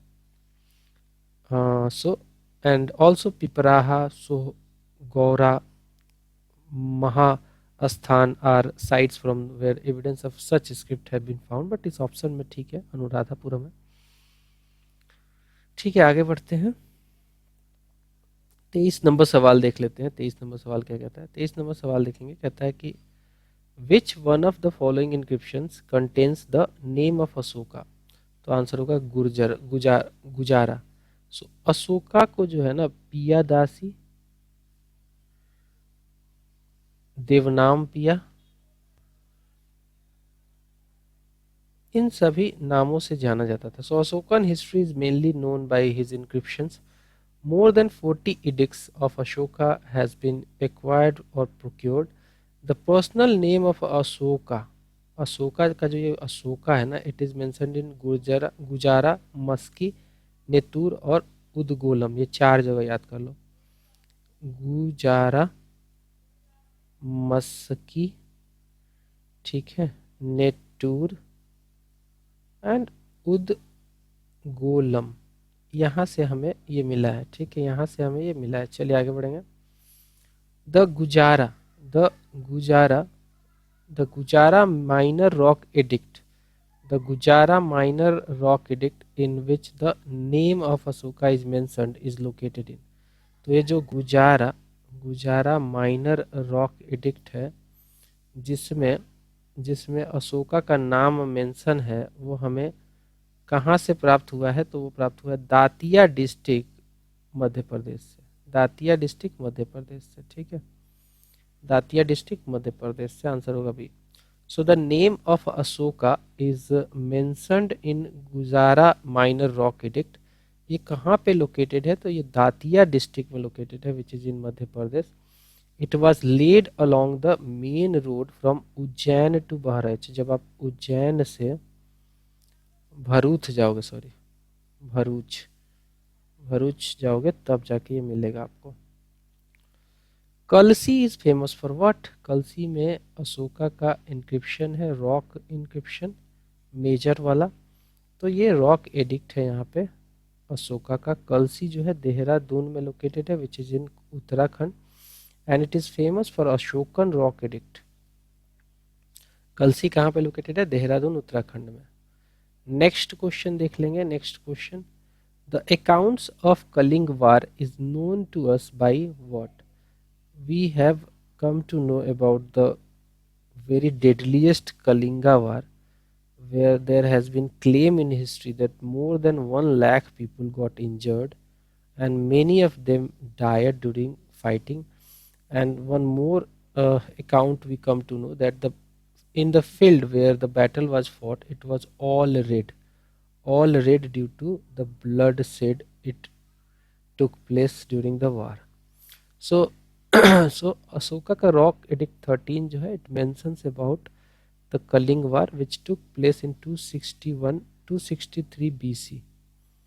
Okay, next देखते हैं.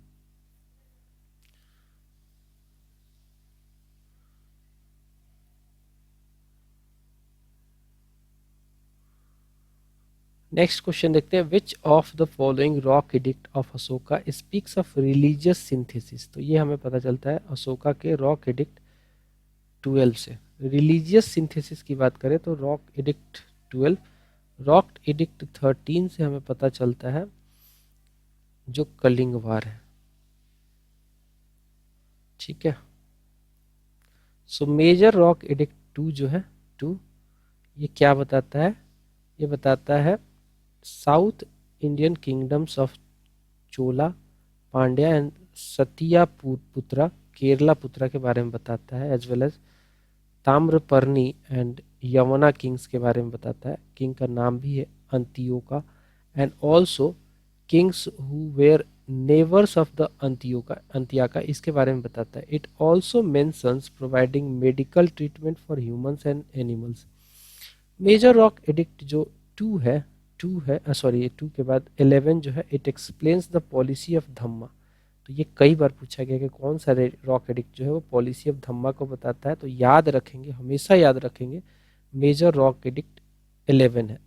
एंड ये emphasize करता है on the individual's attitude towards elders and also abstaining from killing animals and being generous towards friend। तो कह सकते हैं कि मोरल कोड जो है, मोरल कोड यहाँ से हमें पता चलता है। रॉक एडिक्ट नंबर 12 मैंने बता ही दिया था कि ये टॉलरेंस एंड धम्मा की नीति के बारे में बताता है। एंड 13 जो है, this rock edict says the way of conquest in Dhamma not war. Kalinga war के बारे में इसमें बताया गया। This was logical culmination of the thorough processes which begins from rock number 1 edict. तो कह सकते हैं कि इसका आंसर जो है 12 होगा, because it tells us about religious synthesis. Okay, next question देखते हैं। अगला सवाल कहता है कि which of the following Ashokan inscriptions is devoted to the principle of religious tolerance. तो अभी हमने डिस्कस किया था, answer will be rock edict 12।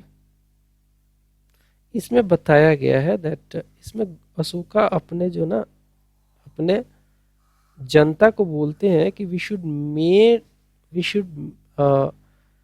live in coherence, we should be always respecting all the religions. So in the 12th major rock edict of Ashoka there is a declaration of the religious longanimity and growth of the essence of all communities. Next देखते 29th, which of the following south kingdoms is not mentioned in Ashokan inscription। तो देखो, चोलास के बारे में इसमें mention है, पांड्यास के बारे में मेंशन है, सतिया पुत्ता के बारे में, केरला पुत्ता के बारे में, केरला पुत्र के बारे में मेंशन है, बट सातवाहनों के बारे में नहीं है इसमें। So the rock edict second and 13 of Ashoka tells us about Sangam kingdom of Chol, Pandya, Satyaputta, Keralaputta and Tamraparni, जो कि श्रीलंका में लोग रहते थे, but it do not speaks about Satavahana kingdom. Next देख लेते हैं, Ptolemy Philadelphus who has diplomatic relations with Ashoka was king of. So Ptolemy Philadelphus has ties with Ashoka, and he was from Egypt. He was king of Egypt. Okay, next देख लेते हैं।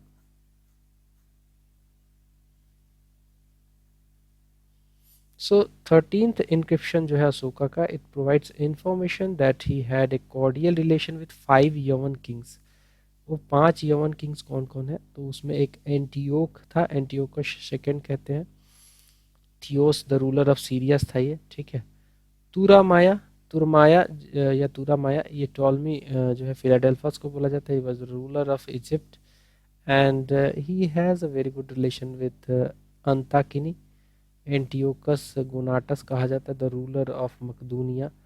ही has a good relation with Magas, the ruler of Cyrene. अलिक सुंदर और एलिरो सेंट्रो, ठीक है।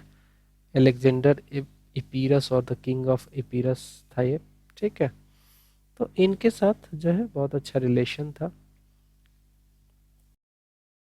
अगला question कहता है, असर्शन और रीजन वाला सवाल है। असर्शन कहता है कि Ashoka annexed Kalinga to the Mauryan empire. बिल्कुल सही है, ग्रेट कलिंग वार होता है और इस कलिंग वार में बहुत सारा जो है ब्लड बहता है, कह सकते हैं ब्लड बाथ होता है। इसके बाद अशोक का जो है हृदय परिवर्तन होता है, ये तमाम चीज़ें होती है। रीजन देखो क्या कहता है, that Kalinga control the land and sea routes to the south. बिल्कुल सही है, ये भी बात सही है। कलिंगा जो है ना, मॉडर्न डे उड़ीसा में जो पड़ता था, ये उस समय स्ट्रैटेजिक लोकेशन पे था। ये स्ट्रैटेजिक लोकेशन होने की वजह से, चूंकि ये ऐसे रूट पे था जो कि साउथ इंडिया के लिए सी और लैंड रूट दोनों था, तो यही कारण भी था। तो आंसर इसका दोनों सही है, एसर्शन भी सही है, रीजन भी सही है, और रीजन जो है करेक्ट एक्सप्लेनेशन भी है एसर्शन का।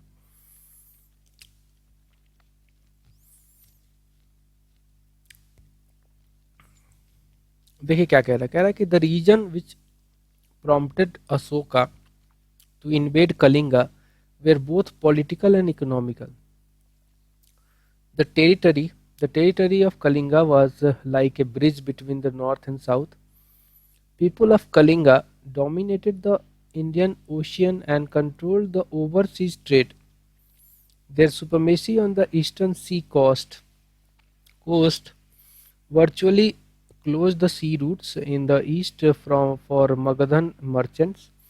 Similarly, the land routes for internal trade for the Gangetic Valley towards Deccan were also controlled by Kalinga. तो दोनों के एकदम जंक्चर पे पड़ता था ये। नेक्स्ट देखते हैं।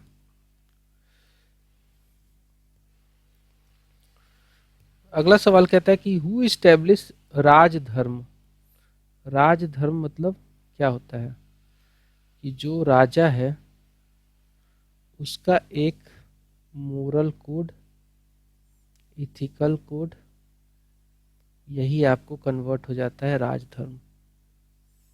राजा का धर्म राजधर्म, ठीक है।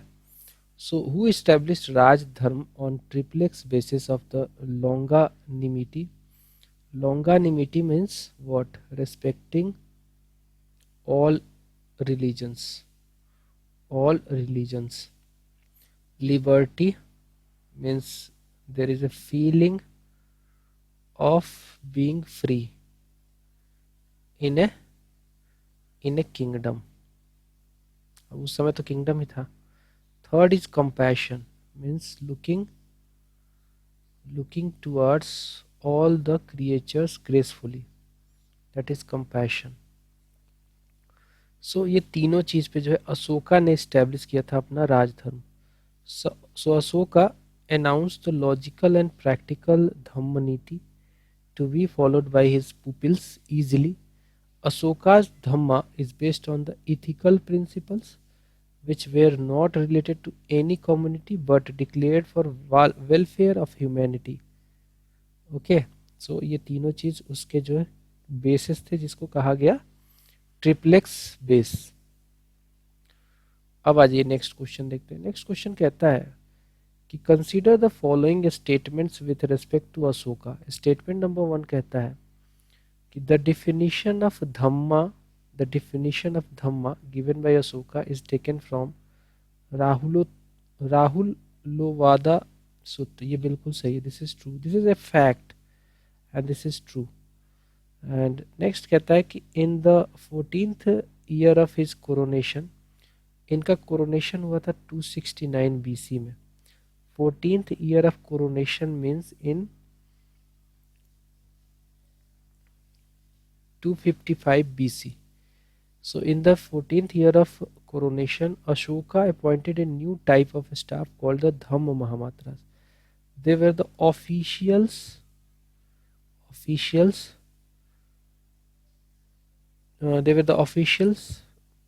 appointed by Ashoka to perform duties to expand the Ashoka Dhamma.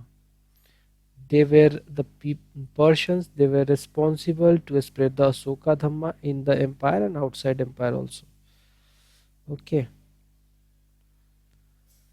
So कह रहा है कि कौन सा करेक्ट है, तो ओनली 2 करेक्ट है, ठीक है। ओनली 2 करेक्ट है क्योंकि 1 जो है गलत कर दिया भाई। क्यों गलत कर दिया देख लेते हैं। As per Jha and Shrimali प्राचीन भारत का इतिहास, the spirit of Ashoka's Dhamma has been taken from Buddhist text of Lakkhana Sutta of Digha Nikaya, not Digha Nikaya, Rahulovada Sutta and Dhammapada. Therefore the first statement is correct. First correct है तो यहाँ पे खाली डी क्यों दे रहा है, ओनली 2 क्यों दे रहा है। खैर देख लेते हैं। Ashoka appointed Dhamma Mahamatra in the 14th year of his reign to promote his social and moral code of Dhamma. Hence, second statement is also correct. तो यार इसमें डी क्यों दे दिया, इसमें तो आंसर होगा ए ना। ठीक है, एक्सप्लेनेशन सही दिया है बट आंसर में गड़बड़ कर दिया। खैर 34th देखिए क्या कहता है, India's first hospital and herbal garden were built by. देखो अशोका की कुछ सारी कई सारी नीतियां ऐसी हैं which is still being relevant, which are still relevant, not being relevant, they are relevant, they are relevant, and that is why even the current governments, let it be central government or state government, they follow the Ashoka's principles, one of which was a very kind act of Ashoka. The first time in the history of India, first hospital was created by Ashoka, built by Ashoka. So Ashoka built the first hospital and herbal garden in India. He founded hospitals, public gardens for the growing of medicinal herbs. He also organized digging of wells and planting of trees for shade and creating a ministry for care of aborigines and subject races of India. So of course you cannot expect those days the allopathic treatment. Those days only the Ayurvedic treatment and natural herbs were used to heal the people. So a hospital based on the Ayurvedic treatment and herbal treatment was established by Ashoka because there were no advancement in medical field in those days. Next देखते हैं assertion and reason वाला सवाल। The Mauryan kings did not bestow land grants on religious basis। ठीक है, पहला statement कहता है कि the Mauryan kings did not bestow land grants on religious basis। ये जो है ना, ये स्टेटमेंट गलत है। There are examples of a state or the king providing lands on religious basis। The peasants revolted against land grants। तो क्या ए true है?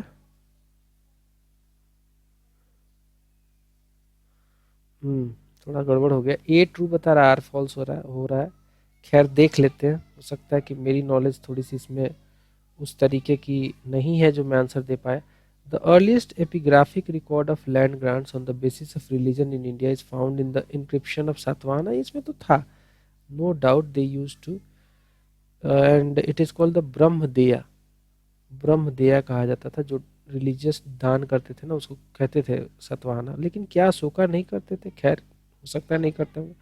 Mauryan emperors did not grant any land on religious basis.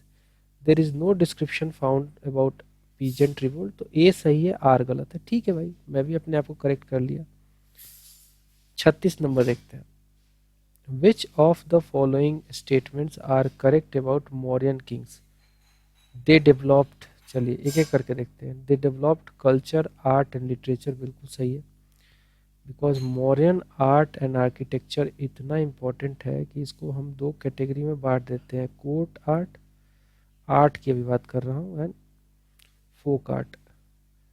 ठीक है, court art में जो है palaces, stupas,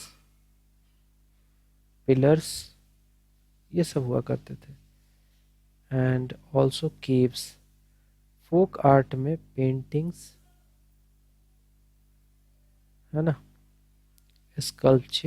sculptures, ये सब आता था, पॉटरी, ये सब फोक आर्ट में आता था। तो डेफिनेटली कल्चर, आर्ट और लिटरेचर, लिटरेचर तो मान लो कि भाई था ही, प्राकृत लैंग्वेज यूज होता था एंड ब्राह्मी स्क्रिप्ट थी। तो ये भी सही है। ठीक है, तो पहला तो सही है। दूसरा गोल्ड कॉइन्स। गोल्ड कॉइन के ना साक्ष्य यहाँ पे नहीं मिलते हैं। जनरली जो कॉइन्स के साक्ष्य जो है ना हमें गुप्ता में मिलते हैं, आहत कॉइन्स मिलते हैं, इंडो ग्रीक के कॉइन्स मिलते हैं, बट अशोका के समय नहीं मिलते हैं। सो ये जो है ये गलत हो जाएगा। नेक्स्ट देखिए, प्रोविंस प्रोविंशियल डिवीजन बिल्कुल सही है। There were total 5 provinces, east west ऐसे करके बांट रखा था, तो प्रोविंशियल डिवीजन तो था। And every division has a ruler.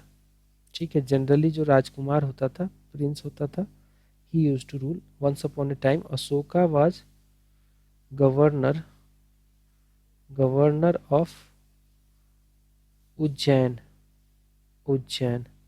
तो ये तो बात सही है। नेक्स्ट देखिए, kingship to Hindu Kush, kingship to Hindu Kush. तो ए और सी तो बिल्कुल सही है, तो होना ही चाहिए ऑप्शन में, और बी नहीं होना चाहिए, तो ये भी गलत हो गया क्योंकि इसमें सी नहीं है। इसमें बी है तो ये भी गलत हो गया, इसमें भी बी है तो ये गलत हो गया। तो आंसर होगा ए सी and D.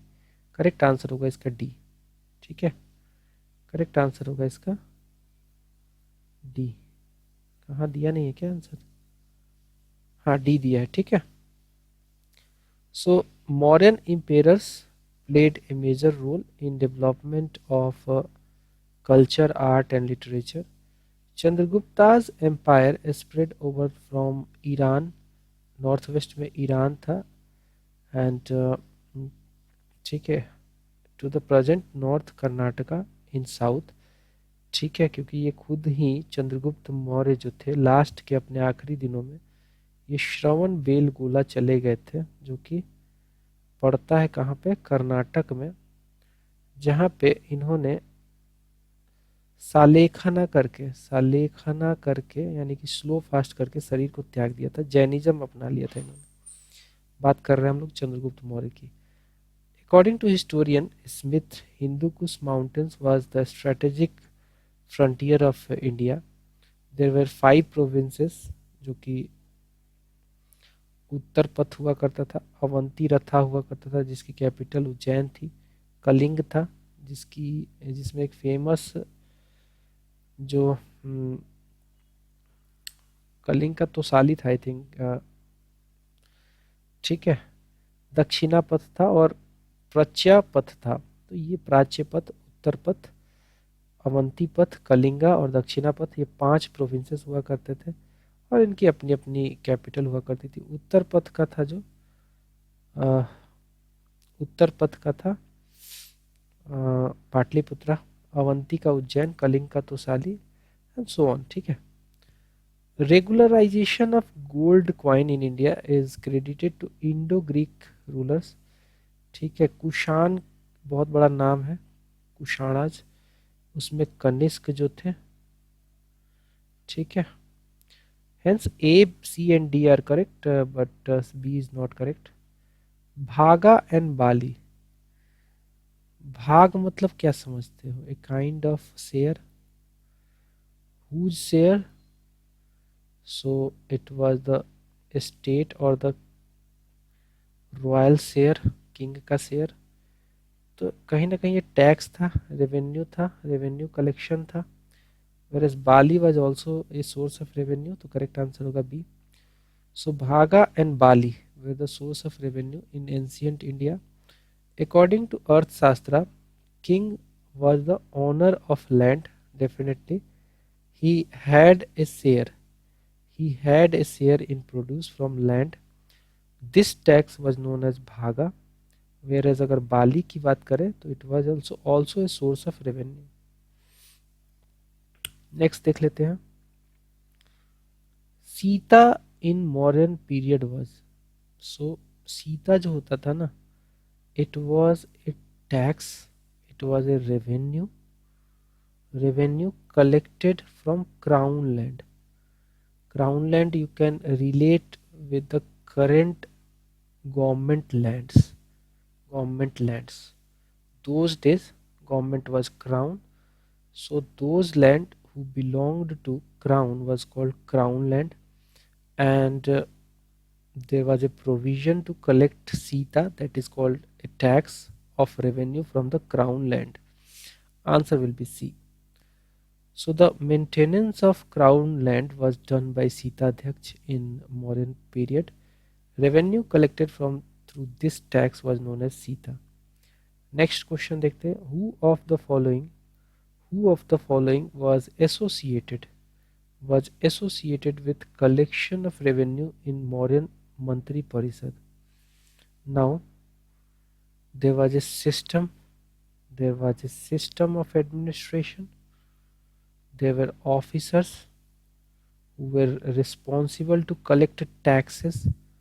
So collection of revenue was done by Samaharta, or the present day revenue collector, you can call them revenue collector. So revenue collection was regulated by Samaharta in Mauryan Ministerial Council, and under this ministry or Mantri Parishad, there were lot of officials or officers who were responsible to do the job of collection of revenue.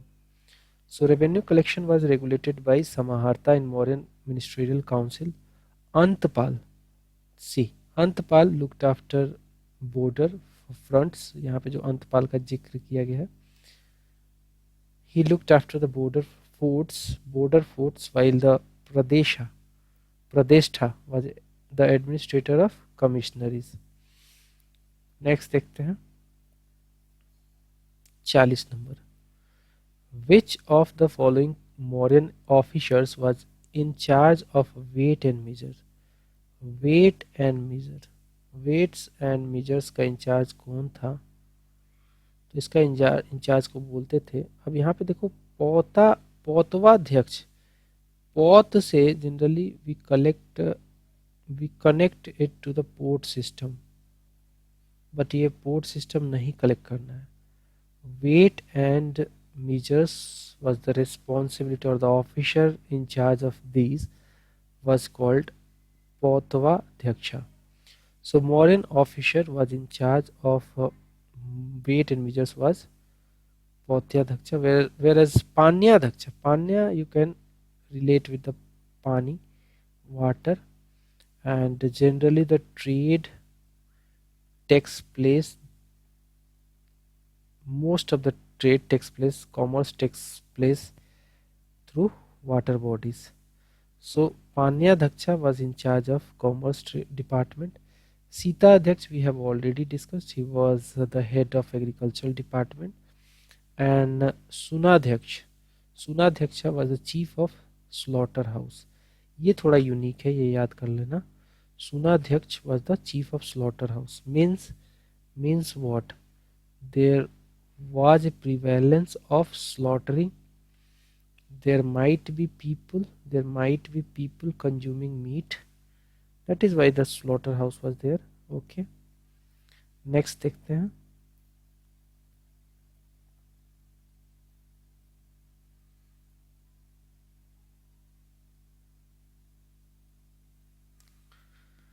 Rajukas were. Who were the Rajukas? Rajukas were officers in the Mauryan administration, and as per the Asoka's edict we come to know about the Rajukas, and these categories of officials in rural areas, they used to work as surveyors combined with the judicial functions with the assessment duties. So most of the jobs was surveying. Rajukas. 42nd question देखिए, कहता है कि the official agronomoi during modern age was related with which of the following fields? तो इसका answer होगा construction of roads. ठीक है, एग्रोनोमाई एक ऐसा ऑफिशियल था who used to collect revenues, monitor irrigation facility, perform legal administration and looked after road construction. ठीक है, तो कंस्ट्रक्शन ऑफ रोड दिया है, इसमें 3-4 काम ये करता है, इरिगेशन फैसिलिटी को भी मॉनिटर करता है. आंसर सी होगा इसका. अगला 43 नंबर सवाल देखेंगे. Which among the following prohibits remarriage को कौन सा जो है सोर्स प्रिवेंट करता था? एज पर विच ऑथेंटिसिटी कह सकते हैं कि रीमैरेज ऑथराइज नहीं था, प्रोहिबिटेड था? तो मनुस्मृति जो है, इसके राइटर मनु थे. ये जो है एक लॉ बुक के तरीके से कह सकते हो, हिंदुओं के लिए बहुत स्ट्रिक्ट लॉ बुक हुआ करता था. बहुत सारी इसमें चीज़ें गलत भी हैं, खैर. It is mentioned in the 38th part of Manusmriti that a widower could remarry, but a widow had no right to seek marriage. मतलब मेल डोमिनेंस था यहाँ पे। मेल जो विडोवर है, जिसे हम विधुर कहते हैं, he was allowed to get another marriage, but a widow who was a woman was not allowed. 44th देखिए, the social status assigned to the foreigners in Indian society by Manu was that of that, ये था fallen Kshatriyas. Fallen Kshatriyas. So the foreign invaders who did not follow priestly customs और traditions, जैसे कि सका थे, कुषाण थे, बाहरी लोग थे, हुण थे, प्रतिहार थे, उनको कहा जाता था फॉलन क्षत्रियास, जो कि मनुस्मृति में ये बातें लिखी गई हैं। लिस्ट 1 को लिस्ट 2 से अगेन मैच करना है। एक तरफ देखेंगे कि किसका क्या नाम मेंशन किया गया है, तो अशोका को जनरली इनके अभिलेखों में पियादासी के नाम से जाना जाता था। चंद्रगुप्त को जो है सैंड्रोकोटस के नाम से जाना जाता था। बिंदुसार को जाना जाता था अमित्रघात के नाम से, और चाणक्य को जाना जाता था विष्णुगुप्त के नाम से। तो करेक्ट आंसर होगा ए का 2, बी का 3, सी का 1 और डी का 4। तो आंसर इसका सी होगा। ठीक है। ग्रीक राइटर जो है चंद्रगुप्त मौर्य को सैंड्रोकोटस लिखते थे। वही बात यहाँ पे लिखी गई है दैट जस्टिन एंड अदर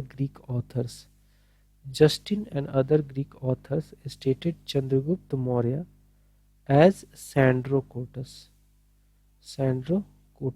ये लिखते थे। ठीक है। Where as Greek authors mention Bindusara as Amitraghata या फिर अमित्रेचेट्स। ठीक है। While Ashoka was mentioned as Piyadasi in his inscriptions, and Vishnugupta is another name of Chanakya, and his another name is Kautilya too. Kautilya was the prime minister of Chandragupta Maurya, and he was the person who shaped the victory of Chandragupta Maurya. 46th question देखेंगे, who among the following rulers paid attention to resource management in Girnar region some centuries before the Christian era? सवाल फिर से सुनिएगा, who among the following rulers, this is the list of rulers, paid attention to resource management in Girnar region some centuries before Christian era? So there is a place called Junagadh, and in Junagadh there is a inscription available, and as per that source, that Junagadh inscription source, Mahapadam Nand was associated with a resource management activity in that region. Chandragupta Maurya also associated with it. Rudradaman himself was associated with this job. So one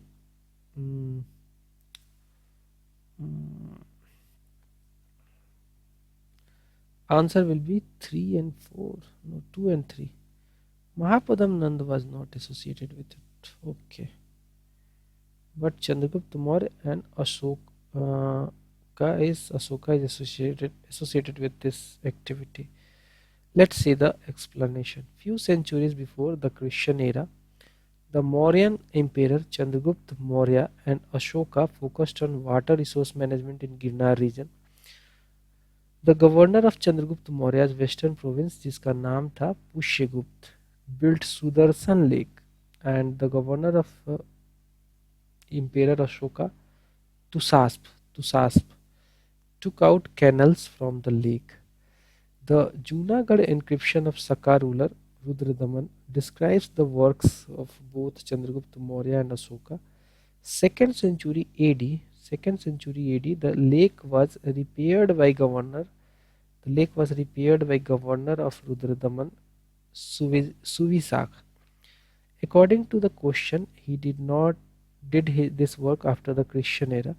सो इसको हम शामिल नहीं कर सकते क्योंकि before Christian era के सवाल है। तो आंसर हमारा वही होगा जो मैंने बताया अभी। चलिए अगला सवाल देखते हैं। अगला सवाल कहता है कि in which of the following inscriptions Ashoka's edict are also found. कौन से इंक्रिप्शन में अशोका का एडिक्ट पाया गया है? तो it is the answer is Junagadh inscription of Mahakshatrapa Rudradaman. Rudradaman was the ruler in the Gujarat region. Ashoka का एडिक्ट जो है also found on the Junagadh inscription of Mahakshatrapa Rudradaman. It also includes the edicts of Gupta ruler Skandagupta, who prevented the Huna's attack during that period. There was an inscription with the 14 edicts of Ashoka on larger boulders within 2 kilometers of Upperkot Fort. The edicts also narrate the story of Sudarshan Lake, which was repaired by Rudradaman I. Next question देखते हैं। I think probably ये आखिरी question हो सकता है। दो question है और मौर्यन डायनेस्टी से, खैर देख लेते हैं। विच one of the following is not true? Which of the which one of the following is not true about बराबर हिल केव्स? सो बराबर हिल जो है ना, बराबर हिल जो है it is located in Bihar. And देख लेते हैं फैक्ट क्या क्या दे रहा है। There are in all 4 caves on Barabar hill. Not true पूछा है, ठीक है 4 केव है यहाँ पे। इंक्रिप्शन ऑफ अशोका, और ये केव जो थे ना बराबर और नागार्जुनी केव में, ये बनाए गए थे ताकि जो मॉन्क्स थे उनके रहने के लिए केव्स बनाए गए थे। ठीक है, और किस संप्रदाय से बिलोंग करते थे ये मॉन्क्स? तो आजीवक संप्रदाय से बिलोंग करते थे। सेकंड देखिए, कहता है inscriptions of Ashoka are found on the walls of 3 caves. ठीक है, ये भी ठीक है। These inscriptions inform us about the dedication of these caves to the Ajivak sect। ये भी बात सही है। These inscriptions date back to the 6th century BC। No, this was done by Ashoka and his grandson Dasratha, and they were not absolutely not contemporary in this period, the mentioned period 6th century BC। It was way back, they were in the 3rd century BC, not in the 6th century BC। सो बराबर caves, तो answer हमारा D हो जाएगा, ये गलत था। Barabar caves are situated in Jalandhar district of Jehanabad district of Bihar. These caves were hewed out from the rocks for monks to live in। There are 4 caves on Barabar Hills, out of which inscriptions of Asoka are found on the walls of 3 caves। These caves were used by ascetics for from the Ajivak sect, and Ajivak sect को तो सभी जानते हैं कि it was founded by Makhali Ghosha। These rock cut caves are related to the Mauryan period 321 BC से लेकर 184 BC तक का ये पीरियड था। नेक्स्ट क्वेश्चन देख लेते हैं। Which of the following pairs are correctly matched? देखिए, Lothal is a site of Indus Valley civilization, and the uniqueness is a finding of dockyard। So that dockyard is inferred that the Lothal was probably a port city, a port city। So Lothal was a Indus Valley civilization site, this is true। Sarnath, the first sermon of Buddha, of course, after getting enlightenment Gautam Buddha preached his 5 disciples. Initially, the first sermon was at Sarnath, and this great event was called Dhammachakra Pravartana। Rajgir, Rajgir, lion capital of Asoka. No, Rajgir was not lion capital of Asoka, whereas Sarnath itself was the lion capital of Asoka, because in Sarnath Asoka built a lion capital, Asokan pillar you can say। Nalanda, the great seat of Buddhist learning, of course it is true because of the Nalanda Mahavihar, which was built by Kumar Gupta I। Kumargupta 1. So of course 1, 2 and 4 is true, 3 is not true. Answer will be C. Next देख लेंगे. So the Lothal was ancient dockyard, of course. Sarnath was the first sermon place of Buddha. Nalanda, great seat of Buddhist learning. All these are correct, whereas Rajgir, the lion capital, is not correct. So answer will be C. So that's all from this video. Next video में इससे further मैं continue कर दूंगा. Bye bye.